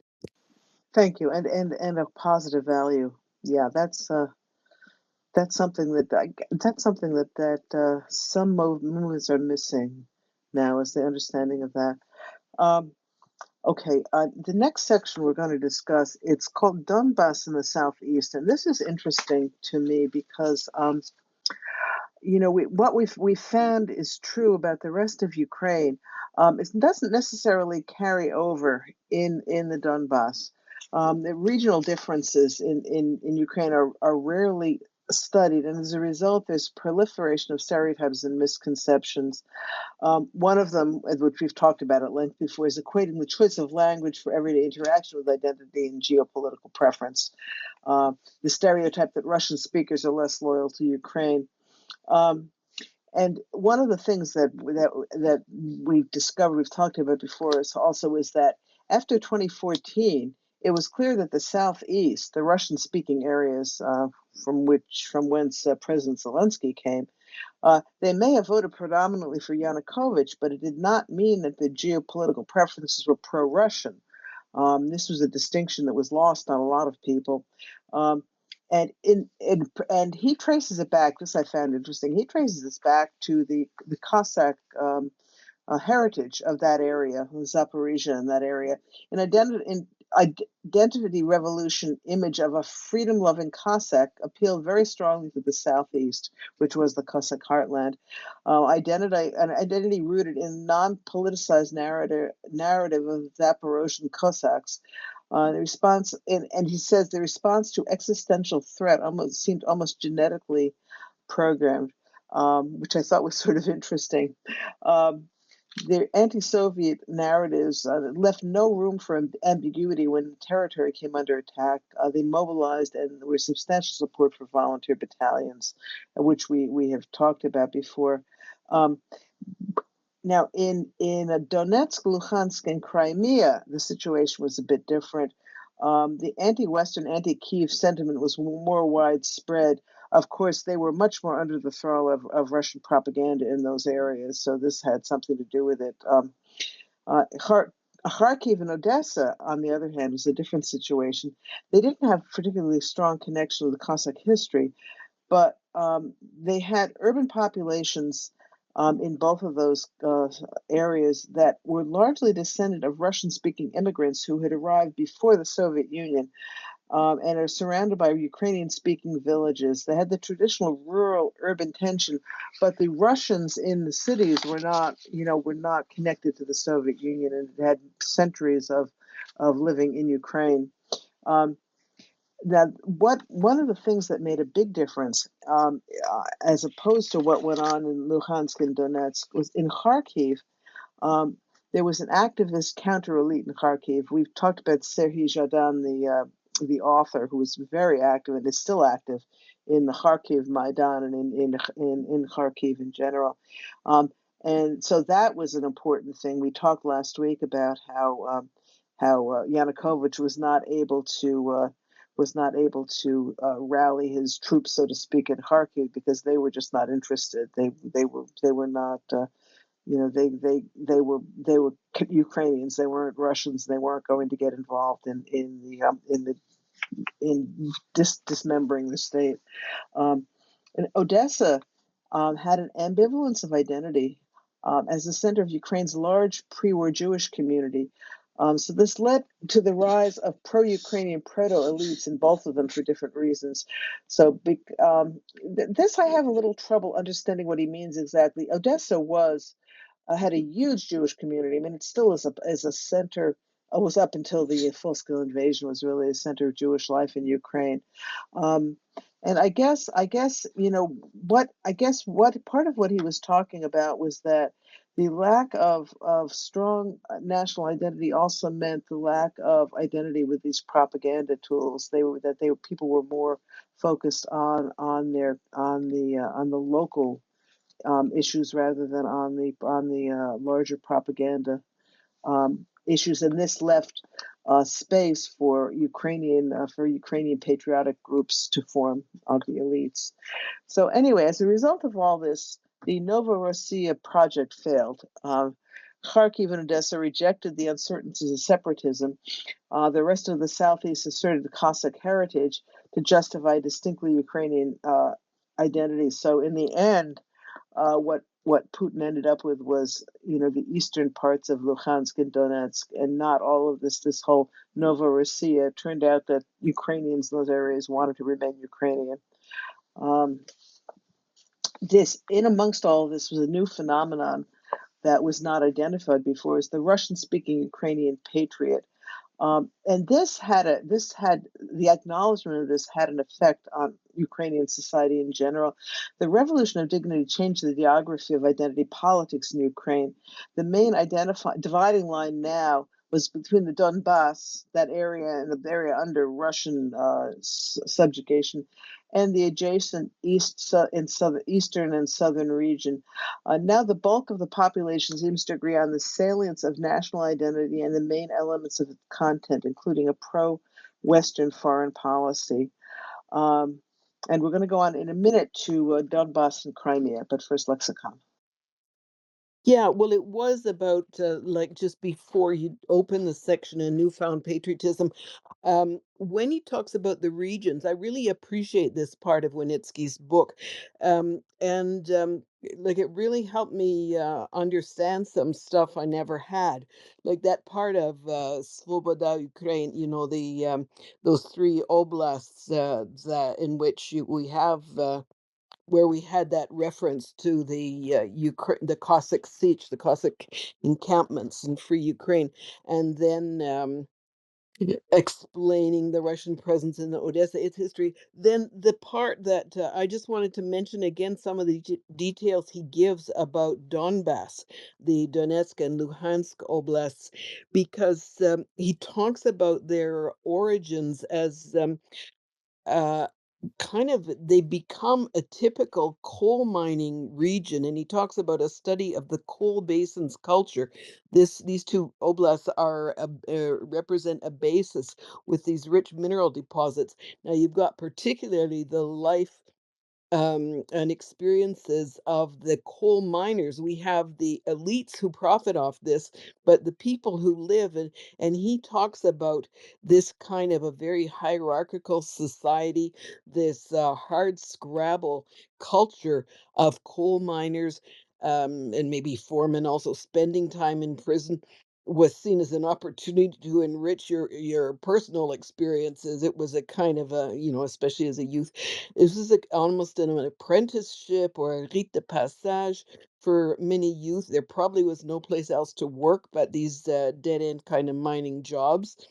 And yeah, he said a term in prison was equivalent to a term of service in the military, but at a very low level, of course. He talks about the elites at the same time who stripped these legacy Soviet era assets for pennies on the dollar, kopecks on the ruble prices, because they were in a privileged position and could buy. They had ready cash at the time that the sell-off of state assets happened. But then it was called the Rust Belt, not for nothing. They didn't reinvest in these areas, and as they stripped the wealth, they blamed the central Kiev government for the problems under investment, and so the resulting poor standard of living of the local population.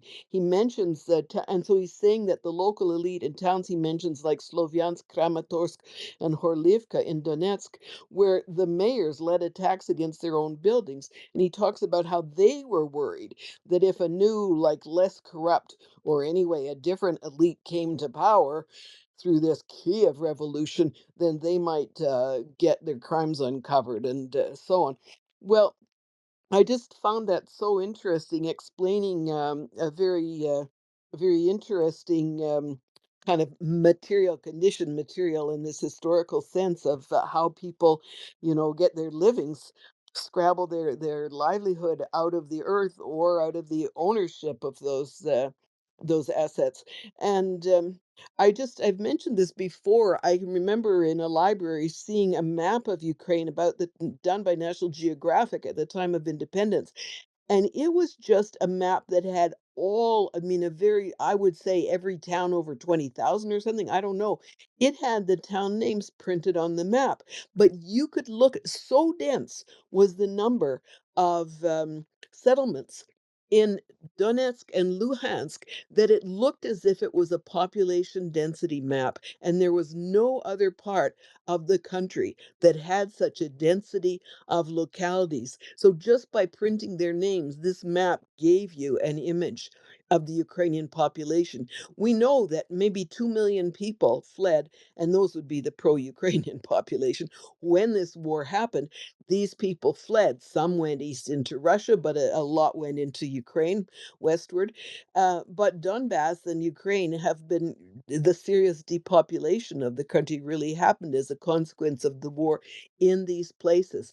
Well, and only when I saw that map that was made at around the time of Ukrainian independence did I see how stark was the concentration of population in the East. And it really helps me understand why, I just hope Ukraine does not give up its East. It's a concentration not only of potential communities, but also resources and livelihoods that just you can see why Yanukovych used it and plundered it, and why Russia found it easy and wished to hold it. And we know that, of course, it still has stuff they want to plunder, despite their wish to do nothing about investing in it today. I mean, historically, I always say Russia just coveted Ukraine, its people, and its wealth. Anyway, I appreciate Wynnyckyj for these insights he's given us into the regions. Yeah. Thank you. Yeah, I think that it's an interesting, in the next chapter, he talks a little bit about the change in economic situation in the East and the West too. That apparently some of that flight actually started before the invasion, as the economy changed from an industrial base to IT and services industry. But we'll be discussing that later on. Um, anyway, so okay, so this in talking about the Donbass, saying there's some support for separatism in the Donbass and Crimea. Crimea, first of all, he disposes of pretty quickly because he it's Crimea was ethnically and majority ethnically Russian, partly because they deported the Tatars and moved Russians in, but whatever. And there are 20,000 Russian troops and their families are stationed there, so you can understand, why it was. The question more is in the Donbass. Why was there a pro-Russian sentiment in parts of the Donbass? Part of it was they were not part of the Cossack past. Many of them were late 19th and early century immigrants, or as he calls them, freedom seekers and fortune hunters. They created a local culture that was characterized by insularity, mistrust of outsiders, and tolerance of crime. In fact, this was the dumping ground for the Soviet Union for undesirables, people who had completed prison sentences, people they didn't want in the rest of the country. Also, also some dissidents. Anatoly Sharansky, who's now Natan Sharansky, a member of the Ukrainian parliament, was a refusnik, was a Jew who was basically stripped of all rights and every inability to make a living because he was trying to immigrate to Israel, and he was able to in the end. But he was in the Donbass, which I only found out recently, so that was interesting. There's a negative image of Kyiv was spread for many years by local elites, who, and this is our proto-oligarchs, let's call them, James. It was before the big oligarch thing, but they acted in the same way. They basically were stripping assets of the local area, but blaming wage arrears and underinvestment on Kyiv. It was those nasty, it was that nasty Ukrainians in Kyiv that were doing it, not the people who were creating the problems by looting the local businesses, local area. Uh, Interestingly, there was a fear on the part of local leaders of having the Yanukovych era crimes uncovered, and there was, of course, the fear of losing access to income streams, so the resulting from criminal and corrupt rent extraction schemes. So all of that militated to being anti-Ukrainian central government and perhaps more interested in Russia. Um, on the other hand, there's some of the other ruling elites may have they sided with Kyiv, perhaps thinking that it would be easier for them to negotiate their continued corruption with Kyiv rather than with Moscow. So there were bad intentions on all sides. Um, In Donetsk and Luhansk, the elites chose anarchic self-rule and banditry in these so-called people's republics over a government that promised rules-based administration, because in point of fact, they didn't want the rules limiting what they could do. There was a mass exodus of Ukraine supporters, as Lexicon mentioned, from the Donbass in the months following the proclamation of the so-called Donetsk and Luhansk people's republics. The depopulated areas were left to be ruled by criminal gangs who were supported but not fully controlled by Moscow. So the situation got even worse. Russia's annexation of Crimea and the partial occupation of Donetsk and Luhansk were stoked by Russian agents, but also supported by a small minority of Ukrainians in those areas. If the original narrative had been valid, which it wasn't, Russian speakers would have wanted closer ties with the Russian Federation, and the loss would have been much greater. But it didn't happen, so we can see pretty clearly it was a minority, but it was enough to cause a problem. Now, I have a note here from Adam. Let me just see what he says. I miss Adam. James, thank you for being here, but I'm going. Oh, you made Yeah. me cry. I'm sorry. No, it's wonderful to No, have you I here, but I miss wish him Adam too. was here too. He's a great. Um, He's good at this. He's really yeah. gets it. Actually, I'm going to just read his note because I'm not very good. I don't multitask well, but what he says is not to mention the crazy idea that other nations should not interfere with domestic political events. Well, there's a point. It bothers me, that is Adam, that Ukrainians need to explain over and over about how many separatists there may have been or may not have been. The annexation was a crime, period. The supply of troops and weapons across the international borders is a crime, period. It's all criminal and therefore should be required to justify itself. Instead, the victims are constantly required to patiently explain right and wrong to idiots who should know better. Excellent point, Adam. I hope you're asleep and not listening, but boy, is that a good point. And this comes back on Ukraine again and again. And Ukraine somehow has to explain why they're unhappy that the Russians are doing all this stuff to them, as though they have any responsibility to explain why they should be upset with Russians clearly breaking international law and norms of civilized society. Excellent point. Yeah. James, anything to add? Yeah. Yes, I do. At this point, this was such a mess back then, right? I mean, because it was going on. It was clear enough to Ukraine that Russia was in the country, but at the same time, and similar to some points in our recent history, nobody seemed to know or care about it. You know what I mean? It was like, whoa, is somebody talking about Russia invading a country? Nobody's talking about that. It wasn't in my newspapers, right? And I've been informed that the Cincinnati Enquirer just ain't the place you're going to find all those kind of news items. You need to have a bigger news set, but it never did get to be a big thing back then. So part of this is that you do the deed. It doesn't matter how big or small it is, because part of it is it's just this demonstrative performance. Even if it's a couple guys in suits and they show, well, like they're locals, and so there's all these locals, but you show two, right, that are dedicated to Russia's cause or something like this, right? Well, that's all it takes, because the international audience is going to be the one they're going to be concerned about now, and have been formally.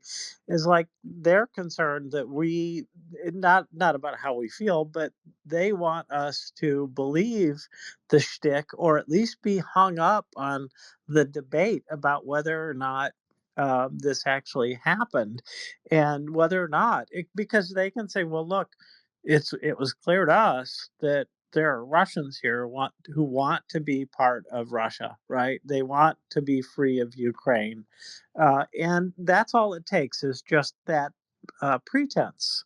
And it's just a pretense, but it serves their purpose. So, and the way that they use criminality as part of the government is another thing. So they already have got the church. They of course have the government itself, and now they have crime. And so these are things that I will say that any government dabbles with at some points. The criminal elements, the gangs, the mafias, And if you look at World War II, you'll and know it well. You know that there was some use of mob information and mob influence in certain places during the war. So um, but Russia, it's not the exception. It's the rule now, and it's more so than it used to be. So crime is part of their equation, and it's a very disturbing thing. And the oligarchs themselves, to the extent that they are committing crimes, if we can, you know, actually catch them at it, it is the same methodology. They've got better suits, better lawyers. They're sexier, and it's harder to dissociate them from their wealth and influence the way that we could throw somebody in the slammer for 20 years, right? That's awfully hard to do. So it was good to watch Servant and the People, what's his face, go to jail. But anyways, may it happen to other kind of people like that who are causing similar destruction of a country.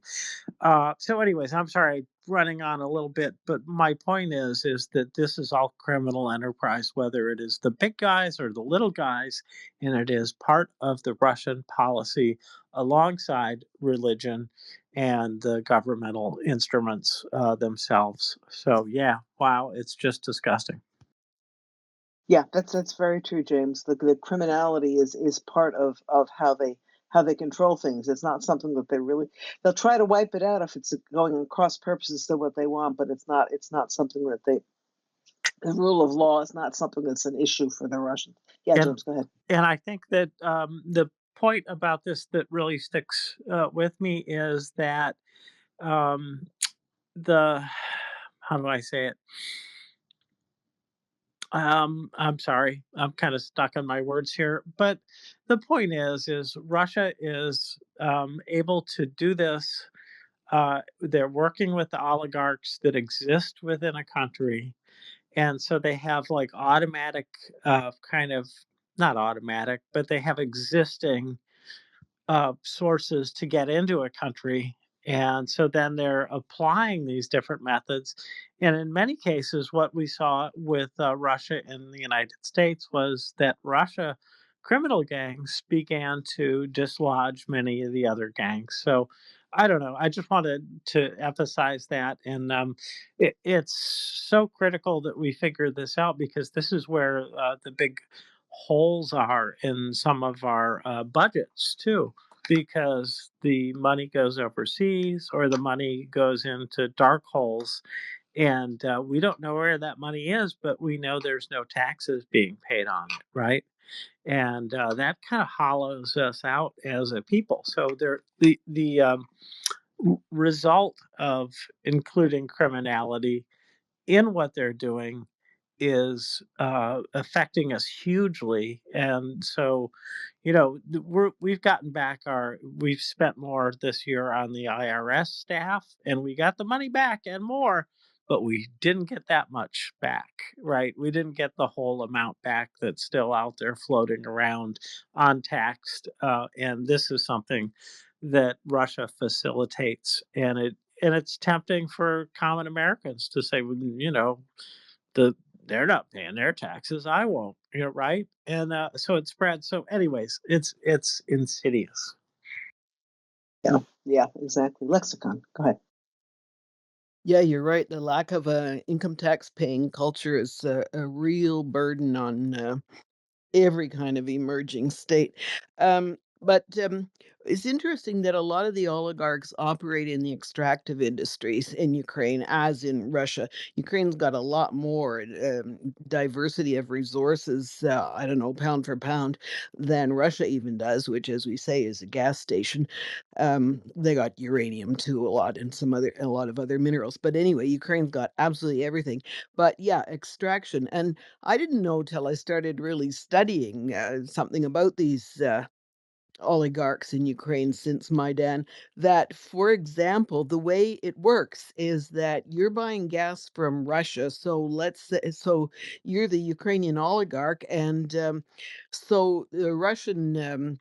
Whatever Gazprom, or I mean oil prom, Naftagaz, NAFTA, forgetting the name, NEFT, you get the contract, like, they It's a assure you, well, you Rosneft, right? pay I think some. that's what it is. Yeah, yeah. So it's payola for you to get the contract, and you get it at a certain price, and then this is being sold to Ukrainian consumers at another price, but there's a difference between what's declared and what they're charged, what you know about, and what this anyway, what we're saying is that there's a little, in the distillery here, there's a little spout that feeds off into the bank account of the oligarch with the contract on this gas. And so then when Yanukovych gets in power, defeats Timoshenko and Yanukovych, I guess, or whoever ran with her, he throws her in jail for these wicked contracts. Well, he's doing exactly the same thing. They're all doing this kind of thing, and they in turn jail each other. And you see, I mean, just as you say in Servant of the People, the series, you see the big shot oligarch handing out to the lower level ones their slices of the pie and demanding a different percentage depending on what the balance of strengths, is balance of power between these in the industry, how much competition and so on and so on. But it's something I think that general public has no knowledge of this kind of thing. I certainly didn't know that's the way everything operates in Ukraine. But when you study it, you find that out. And I think that that's the sort of thing that probably Ukrainian people know very well. And that's the kind of system they want to kick out, and that's exactly as you've been saying, James, the de-oligarchization, the necessity to dispense with this way of extracting resources from the ground and putting them to use in a proper way uh, to do further manufacturing and further um, creation of wealth and wages for Ukrainian people. Yeah, thank you. I would just one nuance. I would say this is how it worked in Ukraine. Ukraine has most of the oligarchs are Yeah, yeah. have yeah, yeah, have lost. I mean, what's his name? Kolomoisky is sitting in jail. A lot of them had to flee the country ahead of prosecution. So things are changing. But yeah, this is something that people didn't understand. Um, and one of the things too that I think that we still suffer from, just to get back to this issue of what was going on in the Donbass and the lack of other countries understanding what was going on and supporting Ukrainians in their righteous fight to have an independent and free country, was this unacknowledged assumption that many in the West have, that somehow Russia has this so-called sphere of influence, and somehow they have the right to lord it over the Slavic countries, lord it over any country that's on their borders. I mean, they certainly do it in Georgia. They have done it in the Baltics. Um, and this crap with Ukraine and Belarus of the brotherly peoples that they have the Russians have pushed this narrative, which basically means that Ukrainians and Belarusians have no right to exist, that they are really, that they belong as part of Russia, and only Russian culture and language is legitimate. Um, this is something that Ukrainians have thrown over, but I think that some of the rest of the world really needs to get their heads straight about this, that there is no brotherly nations. There is Russia, and there's a very different culture, different country, different language, a neighboring country called Ukraine. There's no brotherhood between them. They do come from a related background. They have related languages and whatever, but this does not make them part of the same thing, and certainly does not give Russia leave to try to subjugate them. And that's something I think that we still are not clear enough about, and that should be clearer. Anyway, okay, so the next section we're going to is called the newfound patriotism. The Ukrainian identity that was developing here was coming to fruition. It was there already, but was neither linguistic, as we discussed, ethnic, or civic, according to Wynnyckyj, and we'll discuss why he thinks that. Um, to start with, he talks about classic studies of nationalism, which define two basic models of national identity: civic, which is the nucleus is the state and its institutions, and the other is common ethnic ancestry, as in this case of Germany, which is focused on language, history, custom, etc.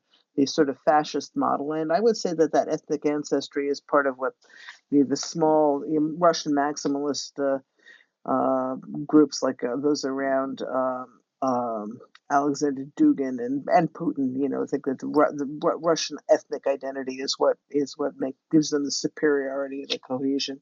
The Revolution of Dignity, though, didn't really fit in either of these categories completely, either the civic or the common ethnic ancestry. The national pride is very strong, but it was a plural and inclusive group identification, not based on language or ethnic origin, which we talked about before, and far removed from the ethno-nationalist ideology that spawned Nazism and fascism. The Cossack myth was strong, but it was based more on territorial identification, not historical narrative. The institution of the states around which the Western national identities are supposed to coalesce were almost universally weak in Ukraine at this point. One of the most striking aspects, and we have talked about this before too, is the refusal to grant identity in history, as in Make Ukraine Great Again. And this is opposed to the Russian approach, which basically talks only about the past. The Russians don't address the future. They have rights to things because of the past. And this, one of the things that was a very important an important catalyst for identification after 2014, of course, was the graves of sons, husbands, and fathers. It generated a very powerful foundation for common identity. And we certainly, unfortunately, see that even more today. I don't think there's a Ukrainian left that hasn't lost someone.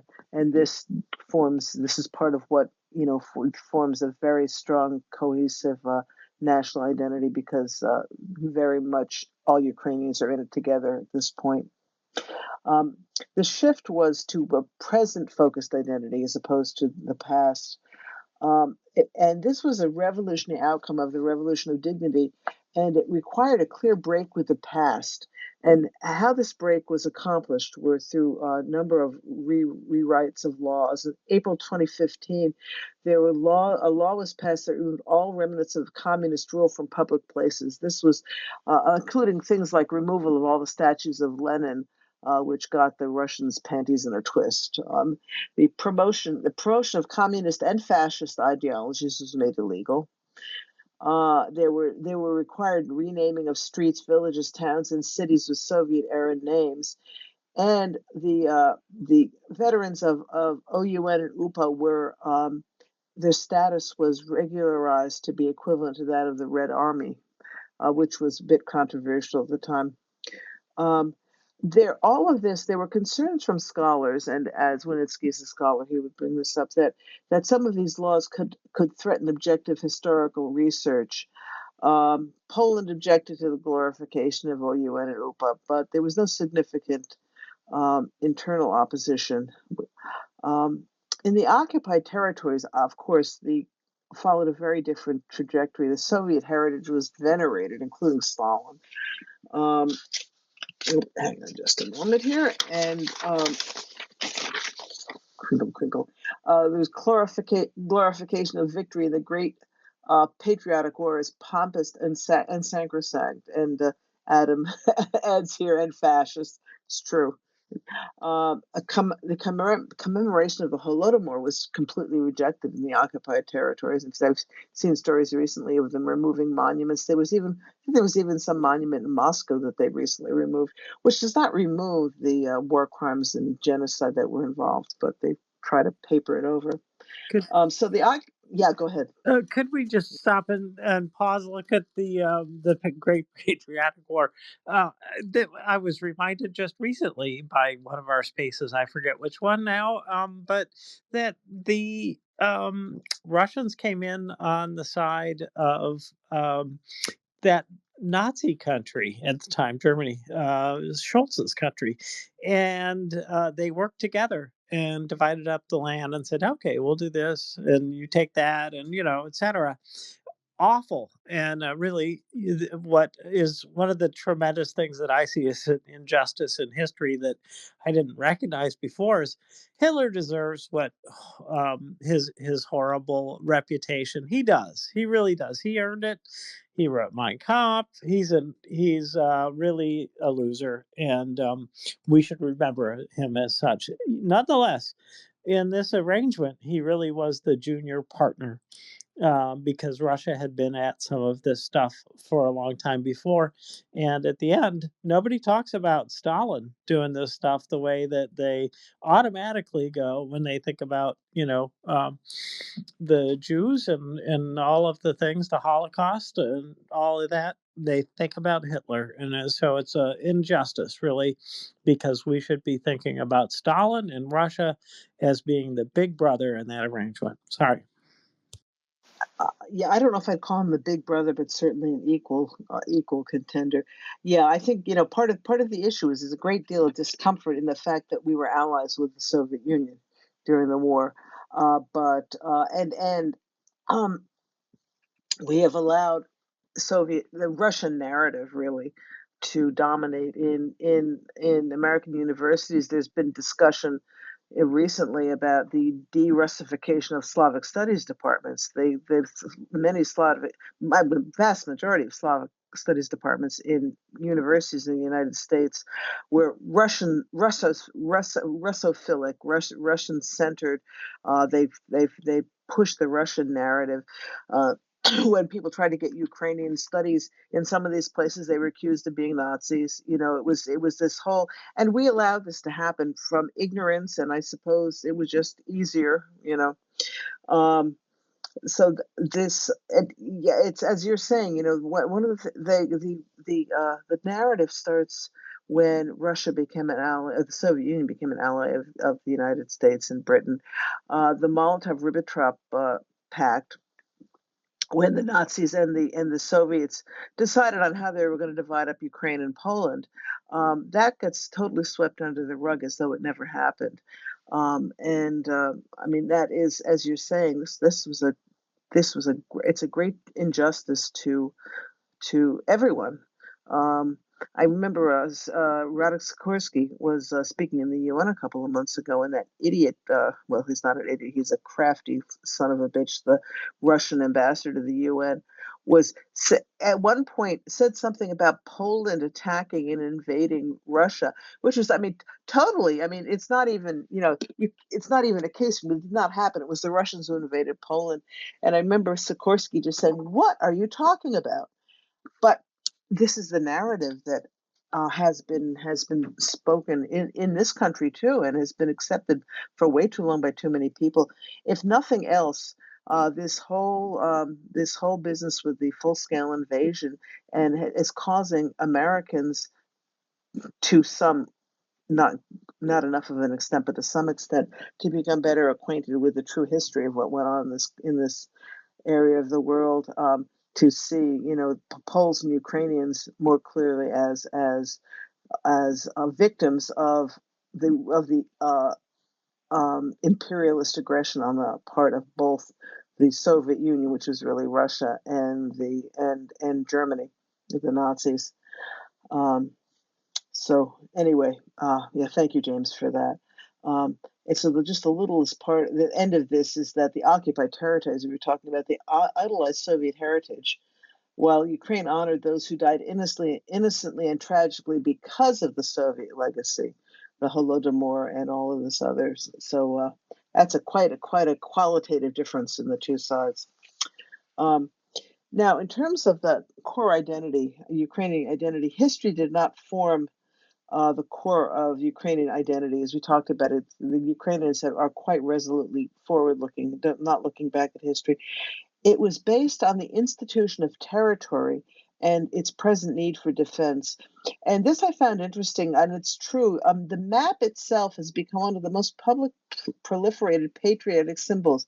The territory was understood to be sacred, and this is one reason that I think it's extremely unlikely that Ukraine would ever agree to cede any part of the of its land to Russia as part of some brokered peace deal. This is something that I think uh, people trying to influence Ukraine are missing the mark on. This is not something that Ukraine is open to, and nor should they be. Um, their land has been occupied in violation of international law and norms.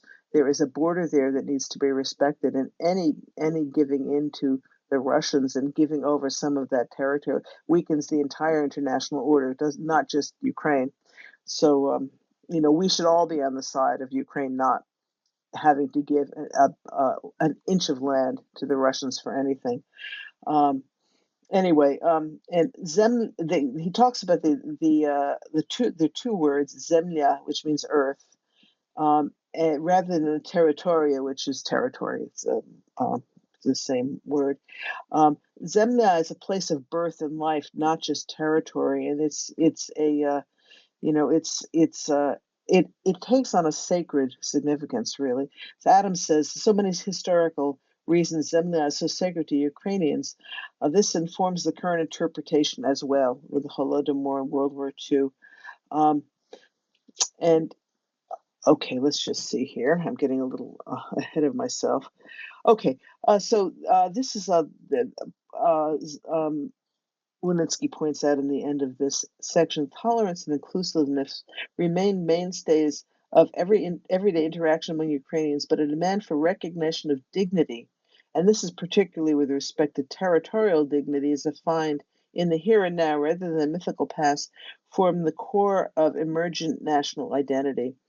So this is interesting. This is why he says that the identity was not either ethnic and language based, as in the Nazi, the Russian, the German approach, and it was not really civic either. It is to some extent is an attachment to the land itself. The map symbolizes unity and is a very real declaration of political identity in the present. Given that such unity given that such unity had never before been experienced in Ukraine's post-Soviet history, its emergence, the birth of the Ukrainian nation, was truly revolutionary. This is his end of this chapter, and I have to agree with that. It really is. Ukraine is Ukraine is unbelievable in a way that Ukraine manages to still exist. That Ukraine has managed to continue on with everything that was stacked against it it is in some ways it strikes me as slightly mystical because it does not make sense that they should still be around and still have such a strong and wonderful, vibrant society.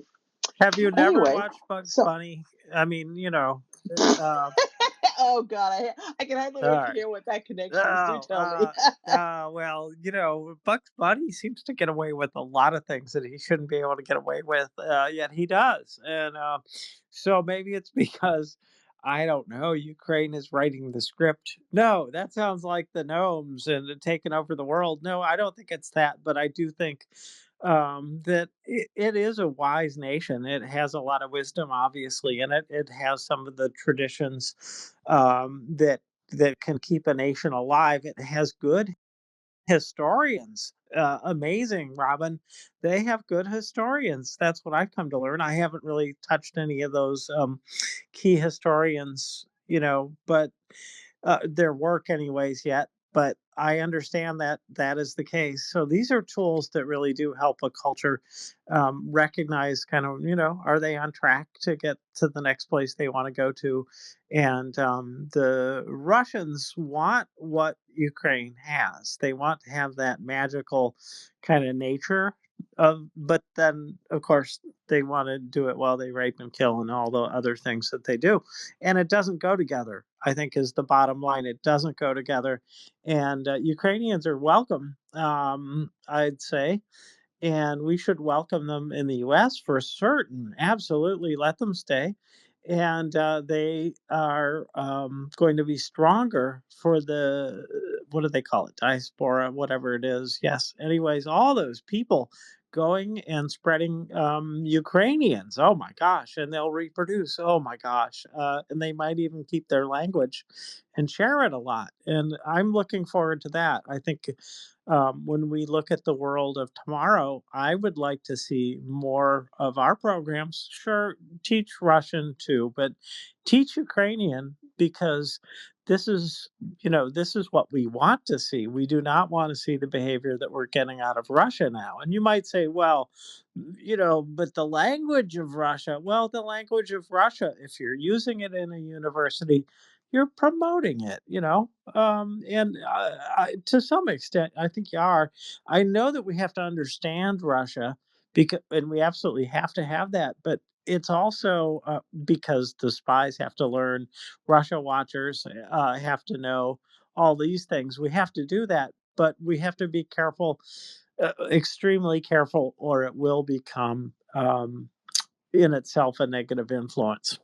We have to keep history alive. That's one of the main things. Separating history, Russian history, and language is kind of a poison pill, I think, Robin. I don't know. I'm probably going off too far, but No, it's a conundrum. It really is a problem. And at this point, I think Slavic studies departments have been so tainted. I would be happy to see them torpedoed. I'm very happy with Harvard having a separate department in Ukrainian history and culture and a separate institute. I think that I don't think that I don't think that sandwiching Ukrainian in with its enemy really accomplishes anything. And it shouldn't be. Ukraine for too long has been. People have approached Ukraine through Moscow.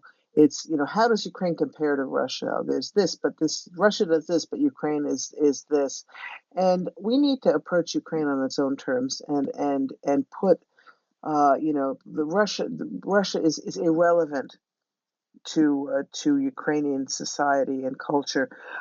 It is relevant only in that it has attempted to destroy Ukraine and Ukrainian culture and identity and people for the last few hundred years, but it does not offer anything in terms of understanding Ukraine at this point. Maybe in the future it can come back together, but at this point, I would certainly be in favor of having it completely separate. Forget the Slavic studies. You want to call it Russian studies? Go ahead. Put that off in a corner. And Ukrainian studies and Ukrainian and Polish studies might be a better combination. Really, they certainly have more in common, Ukraine and Poland, than Ukraine or Poland has with Russia. yeah. Anyway, all right. Oh, I see what you Okay. mean. That it isn't really safe just to leave them in the same program.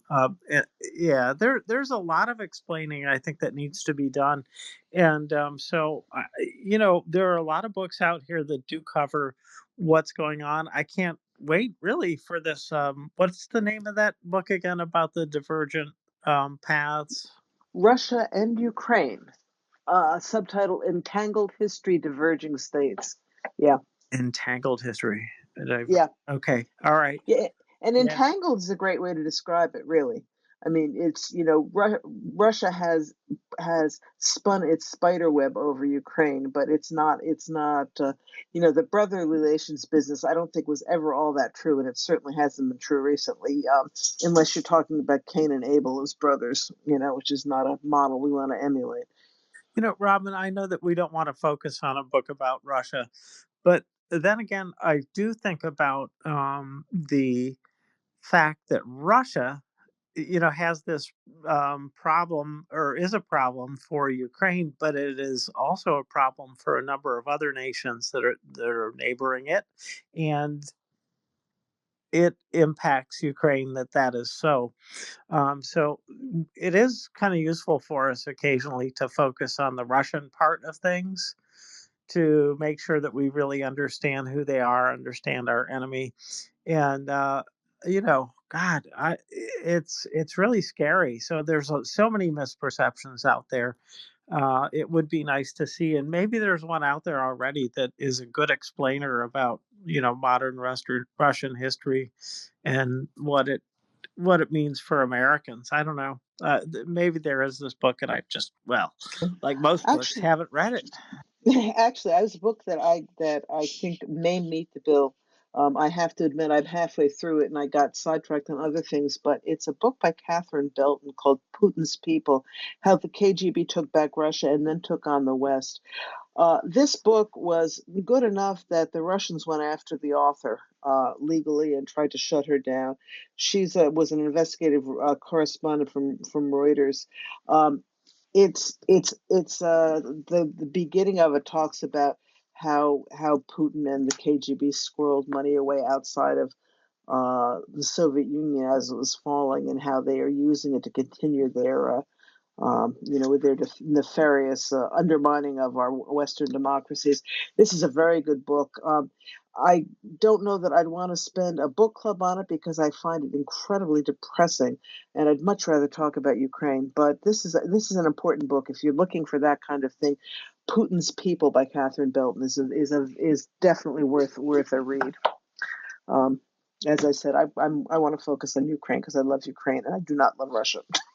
But that's my problem. Um, and you do make a valid point, James. I think know your enemy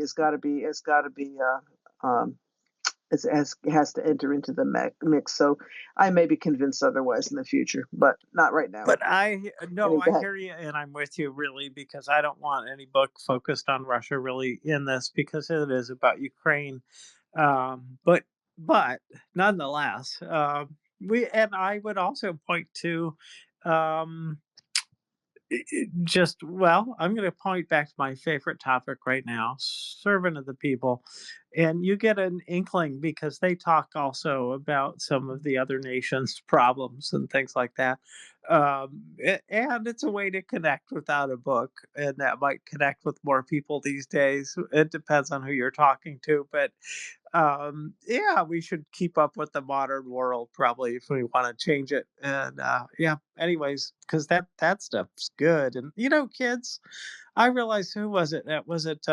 Somebody was talking about the impact. It was Carrie, I think, who said something about TV and watching the subtitles and all of this. But kids pick up on this stuff really quickly, and I think they could get into it. And for older kids, I think Servant of the People is totally okay for most age kids. What do you think, Robin? Well, especially ones who don't speak Russian, because I think there's some language involved there, but that wouldn't hurt if you don't know what it means. But yeah, I, yeah, I was thinking too. Humor is a very potent way of getting a point across without depressing everyone. So yeah, Servant of the People is terrific. I agree. I should tell you just before we start on the next chapter, since we're sort of stopped here for a moment, my dear friend War Doggo got me a copy of Paddington dubbed in Ukrainian, which I watched yesterday. It was absolutely wonderful. One of the things that was so wonderful about it is, guess who did the voice of Paddington in the Ukrainian dub of Paddington? I've never seen the movies, so Vol- please. it's Volodymyr Zelensky was Paddington. It's absolutely charming, and he was really good. He did voiceovers and stuff. I mean, the man was a performer, but it's just I can't say I understood all the Ukrainian. There weren't subtitles, but I know the story, and it was absolutely delightful. And to know that this was Zelensky who was doing the voices, I really enjoyed it. God bless War Doggo. He's such a good friend. I really appreciated it.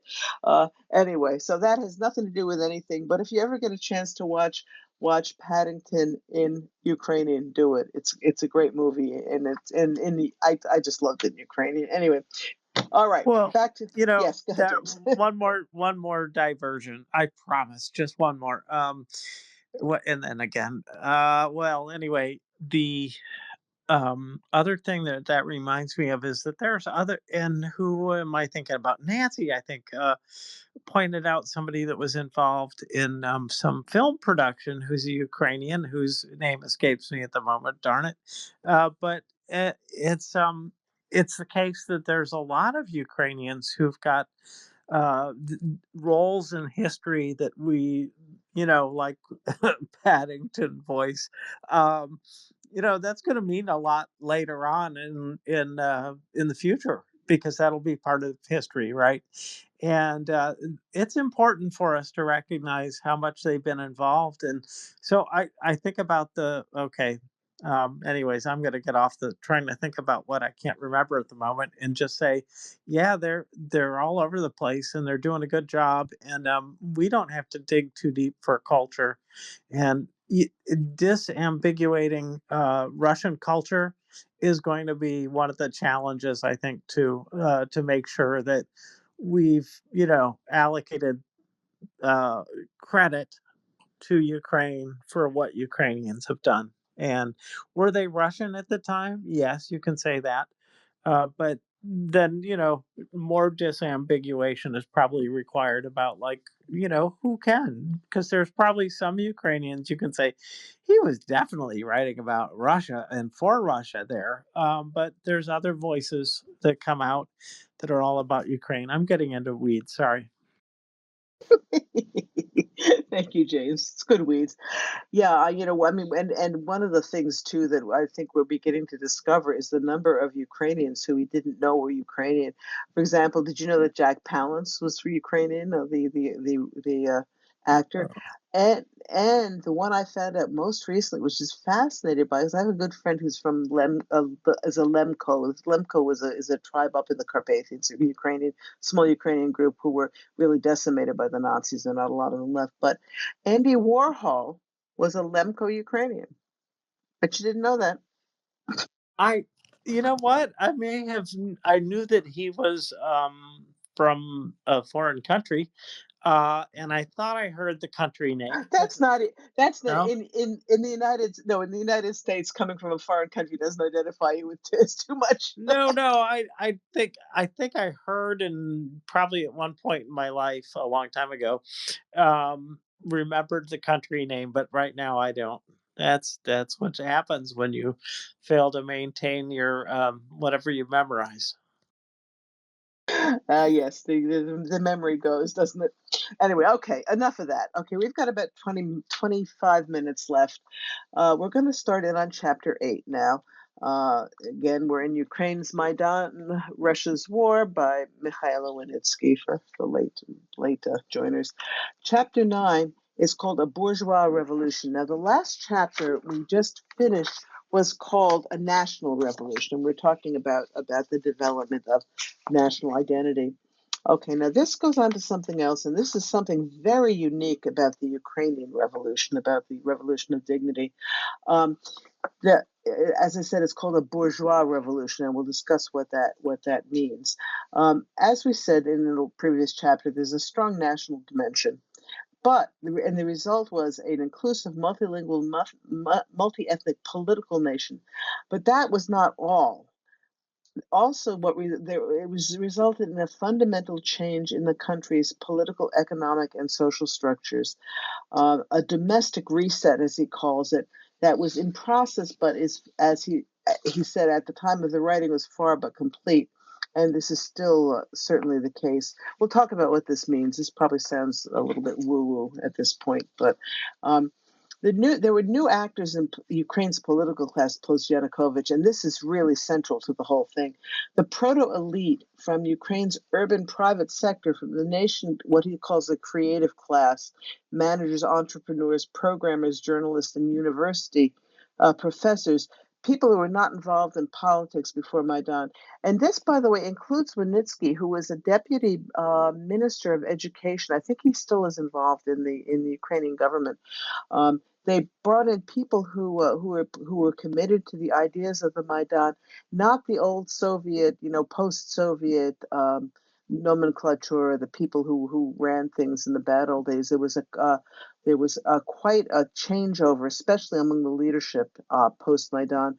People who had never been involved in government before, people who often were very successful private business people who took massive pay cuts to serve their country, and to the great benefit of Ukraine.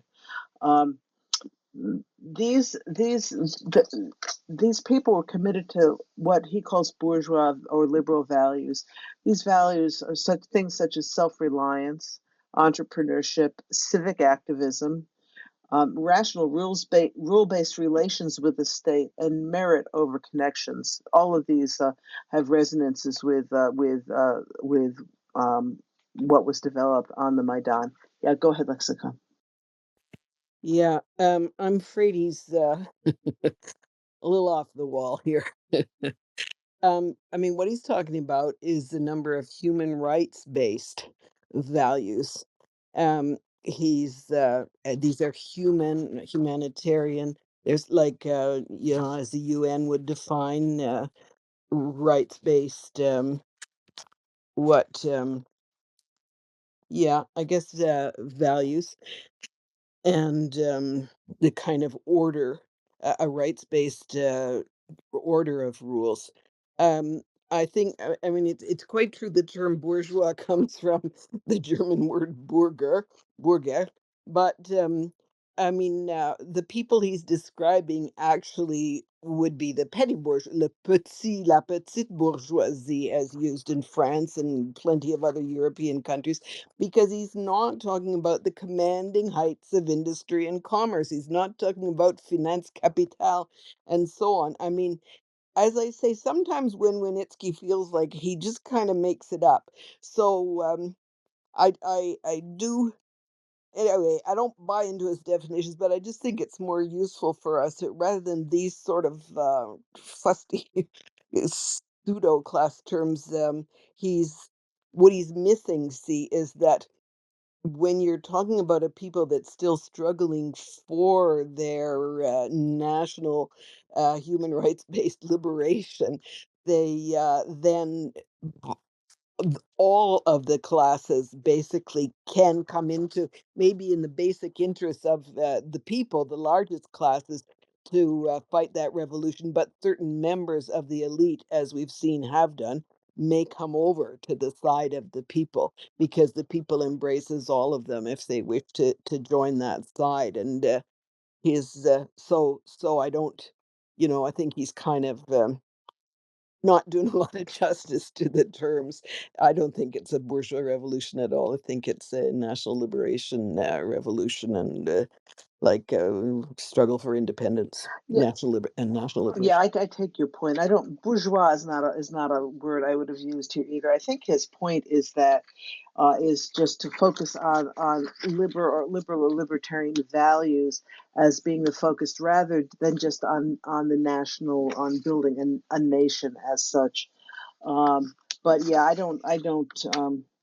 yeah, I, bourgeois is a word it's been overused and has too many negative and odd connotations at this point, that it probably would have been better to avoid. But Yeah, it's a real word that's come into common usage. When he says on page 273, the characterization of the Maidan as a bourgeois revolution refers to the professional backgrounds and values of its activists. Now he's just gone, and I mean that's an internally contradictory sentence.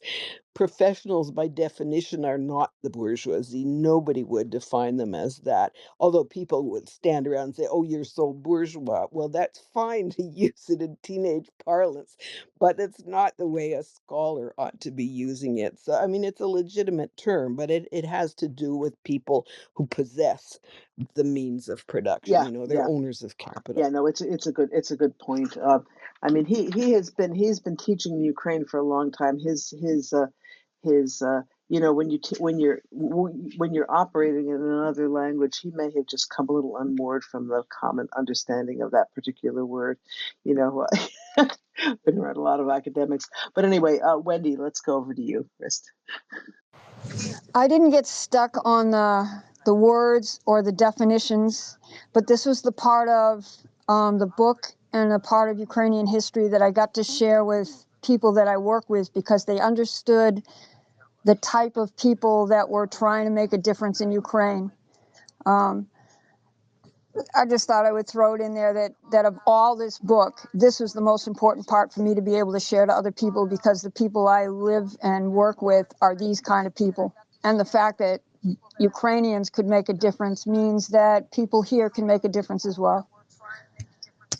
That's a very good point. Thank you, Wendy. Yeah, and I mean the bottom line is the attributes he's talking about rather than how he chooses to. I mean any of these words, liberal, bourgeois, or any of this stuff. The point is this was a new class of people, not a new class. It was a new subset of people. The leaders in the post-Maidan era were committed to certain values that we can all relate to. What we call them is probably less important. Anyway, so we're gonna put aside those words. I'm gonna try to avoid using bourgeois in as we go in here because it's not necessary. But okay, And you know, it could even use a definition, but don't. yeah, okay. Oh, and actually, Daniel, let's go over to you before we keep on going. Yes, thank you. Well, on this subject, it's important to note that in the West, we often get hung up on the idea of bourgeois meaning any private wealth, but let's just also keep in mind that it should not be conflated, this Western opposition to far-flung empires over over someone else's livelihood and tools and such, with the word that was employed to confiscate even the last bit of food from Ukrainians' houses during the Holodomor. Um, the same word meaning such radically different things and being so different in intensity is a real issue. There was an earlier aside about the influence of Ukrainians on Western literature that we didn't know. I had a thought about that, but if the topic is moving on, I'll put it down. No, go ahead. We go off on all sorts of tangents around here, so go ahead. Okay, how many of you all know that Frank Herbert's Dune and thus the recent Dune movies have a Ukrainian connection? Did you all notice? No, I didn't. Do tell. Okay, it might have tickled some ears, and it sure did. I had the chance to watch the movies with Ukrainians, and I've been a fan of the books. I mean, deeply read in them my whole life, though I did not know Dune until I knew the Ukrainian connection. You might have heard it when the ecologist says, "I'm accepted in both village and siege." I don't know if any Dune fans caught that. Yes, that's right. I didn't know the word in Ukrainian at the one. I remember that. That's absolutely true. Go ahead. Thank you. Go ahead. Tell us what you're There's talking more. about. Yeah, there's more. You You see, know, Daniel, maybe you should give the context in Dune because not everybody's read all the books. I think this is what James was uh, asking. uh, okay, the moment that this happens, this character, the Duke, has been assigned a fiefdom, and he's decided that he's going to connect with the locals instead of oppose them.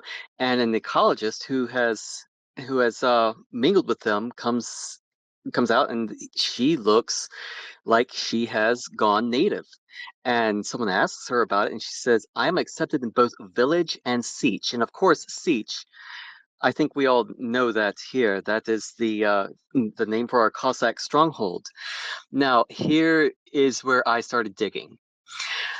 It turns out Dune is extensively influenced and inspired by a book by Leslie Blanche called The Sabers of Paradise. And this is a book that is an homage to the Murid fighters of the Caucasus, the same ones that Taras Shevchenko gave a big shout out to in his poem Caucasus. And glory to you, noble heroes, God does not forget you. Boritesia, Pabarete. That big shout out from an Orthodox Christian Ukrainian to a Muslim fighter, it's incredible. Now I have that book in front of me. And there's another term that it talks about that Dune fans will know, canly. Now, let me read like a really abridged version of this one paragraph here. In the Caucasus, Canly, vendetta, was the whole creed of these peoples, pursued through 3 or 4 generations. Sometimes whole families were destroyed, fighting for days and nights until the last man or boy fell.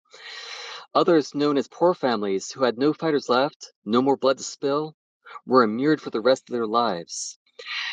Occasionally, pale faces could be glimpsed at their windows, ghost-like, only to draw back, sharply fearing.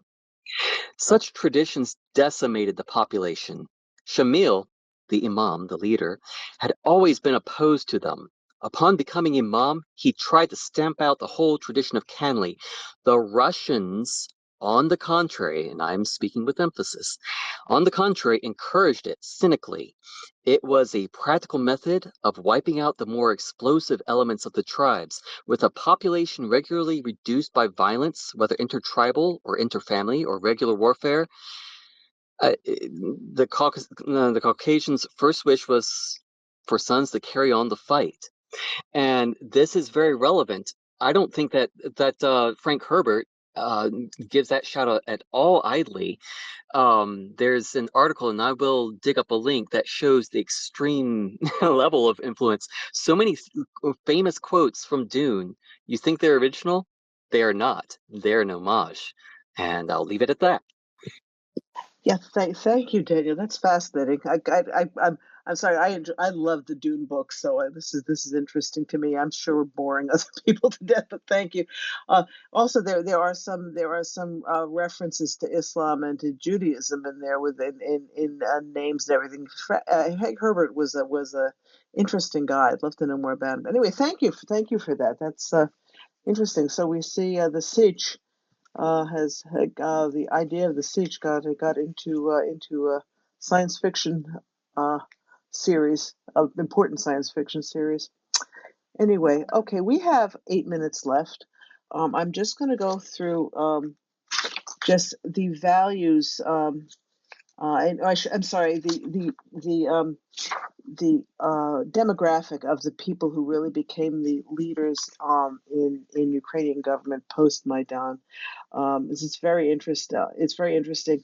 The activists on the Maidan were and afterwards almost exclusively urban dwellers. Um, the Maidan activists are the bulk of the grassroots organization support networks for troops, the IDP aid and resettlement, where all came from this group of urban dwellers. They mainly of professional background, entrepreneurs, managers, artists, young academics, journalists, etc. And their values are similar to a typical European value system: self-reliance, innovations, limited government, entrepreneurial freedom, and meritocracy. But as he points out, and this is something I hadn't really focused on, but it differs significantly from the Ukrainian majority, who were. It was a value shift from conservatism and from dependence on the state, which, the dependence on the state was a great, an important part of the Soviet Union, and people were still, of that mindset. Um, so it's interesting that he talks about the fact that it was a subset, but it was enough of a subset that they were able to make great changes, benefited everyone. Um, these people funded much of the Maidan campaign and also formed the heart of the Automaidan. Obviously, the Automaidan was people who had a lot of decent cars. They were people who had the money, and and were part of this young urban demographic. They financed the volunteer battalions and rejuvenated the armed forces.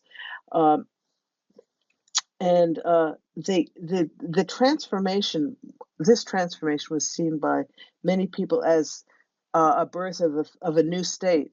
That this was although there wasn't a government, there wasn't a violent government overthrow, that it's still what came out on the other side of the Maidan was something very different.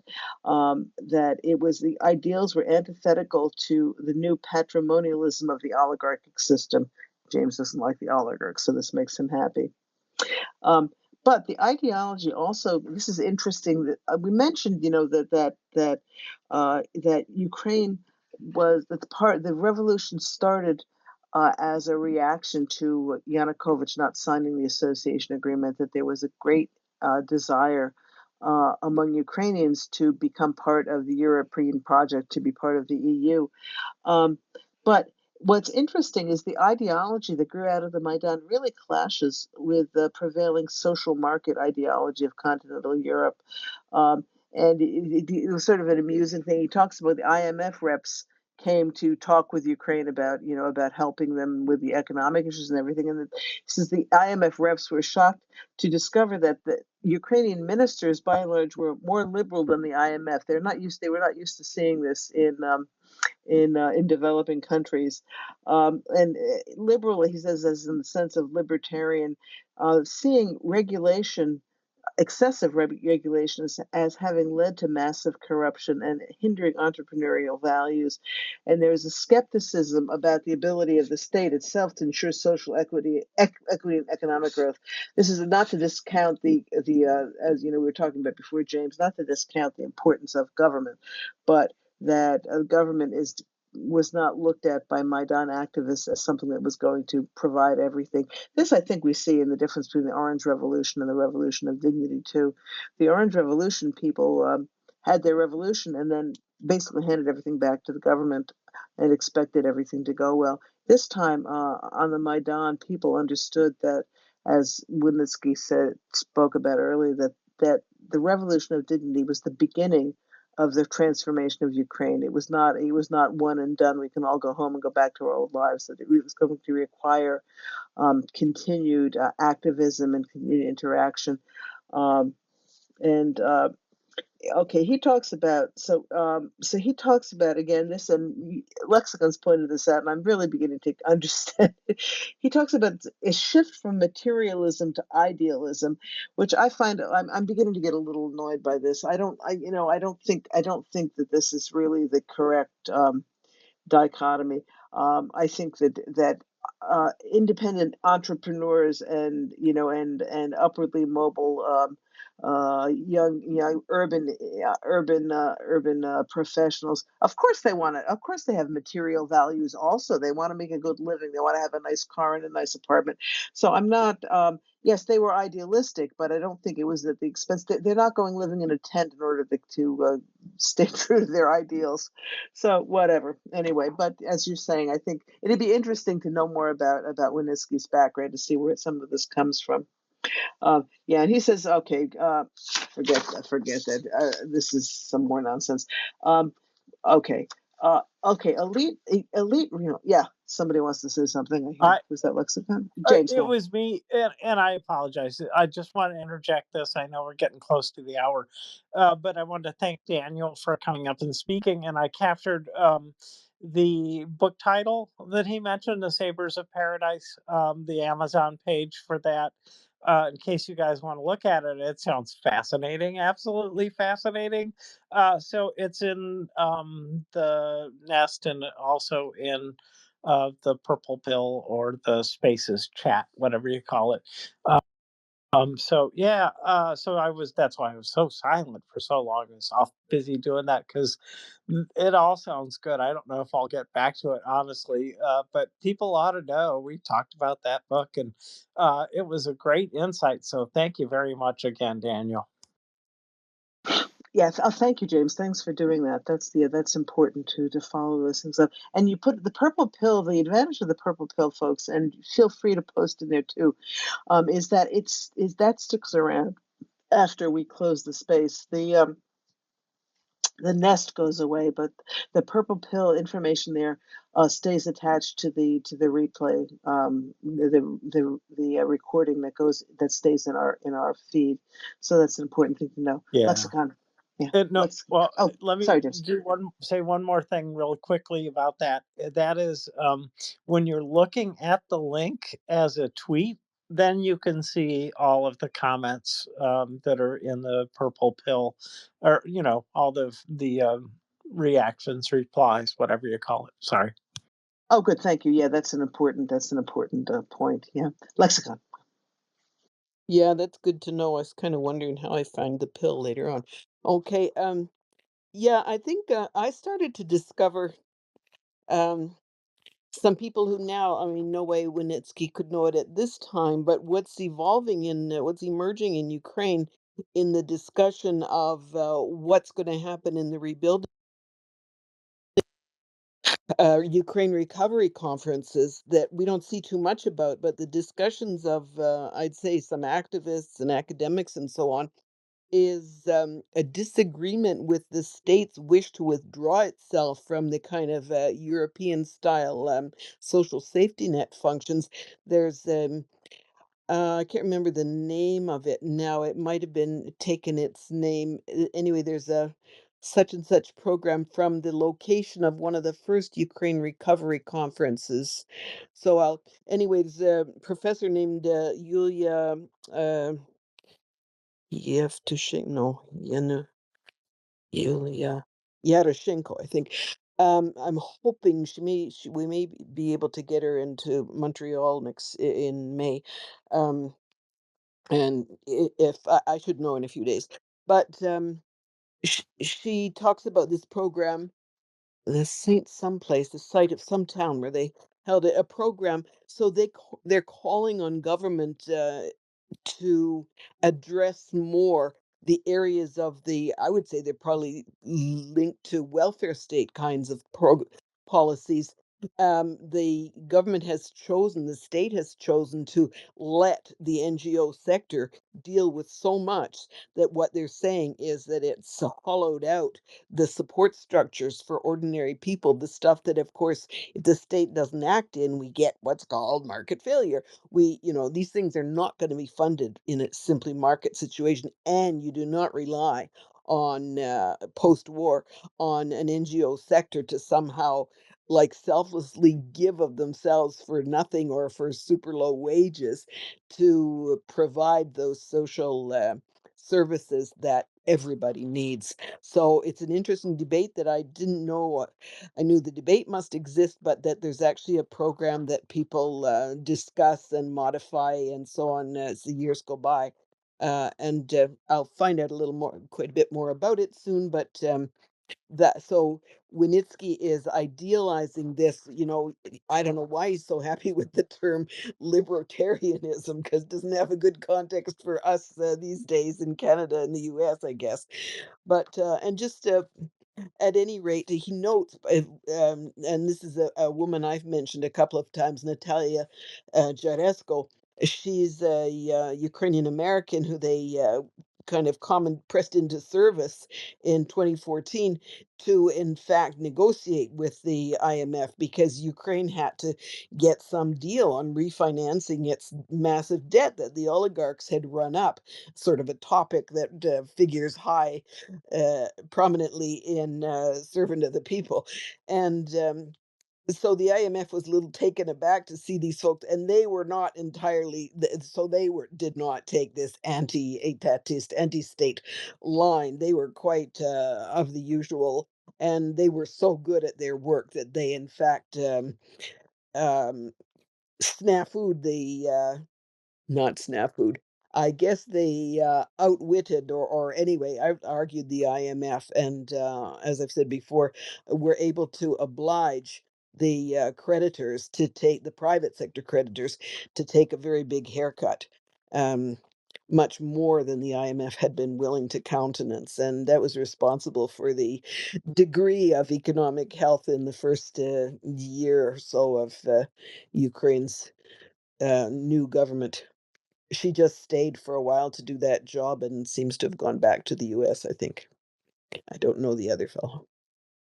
Yeah, thank you. Yeah, that made a huge difference. It's true.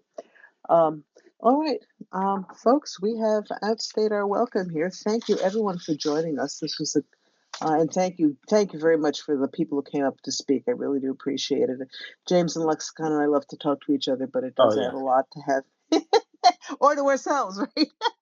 Anyway, okay, so I let's see. I have one Yeah, more bit to add, please and do. thank you to those who serve in the back. They do a lot. And yes, a reminder about the things I can't remember. I'm glad I have a memory in other people's brains. Thank you very much for that. Um, Anatoly Litvin was part of the crew that put together the Why We Fight series, that propaganda series that was made, and it's a beautifully made series of these films that really do highlight what's wrong with Germany, and why we're fighting what we're fighting for, and probably it's one of the biggest abuses of history regarding Russia in some ways, because it doesn't highlight Russia's all its defects, but at the same time it highlights all of the different people that are part of the country. And it was very important at the time to expose to Americans, especially, what was really going on in Europe and why it was so horrendous. So it was important. Anatoly Litvin was Ukrainian and part of the production of that. And so here we are, another Ukrainian who's playing a key role at a pivotal time in history. Thank you for that, James. All right, so we are done for tonight. We will continue with Wynnyckyj next week, probably the next 2 or 3 weeks, and then we'll be going on to A Ukrainian Christmas by Yaroslav Hrytsak. Thank you, James. Thank you, Adam. I hope you're asleep. I hope you're not listening, but I hope you're feeling better soon. James, thank you for coming in at the last minute to co-host me. I do appreciate it, and thank you to everyone else who's been here tonight. And I will just end by saying Slava Ukraini. Hello, Slava. And Skoro Pobachimos. We'll see you all soon. Good night. Welcome to For the Radio, Slava Ukraini.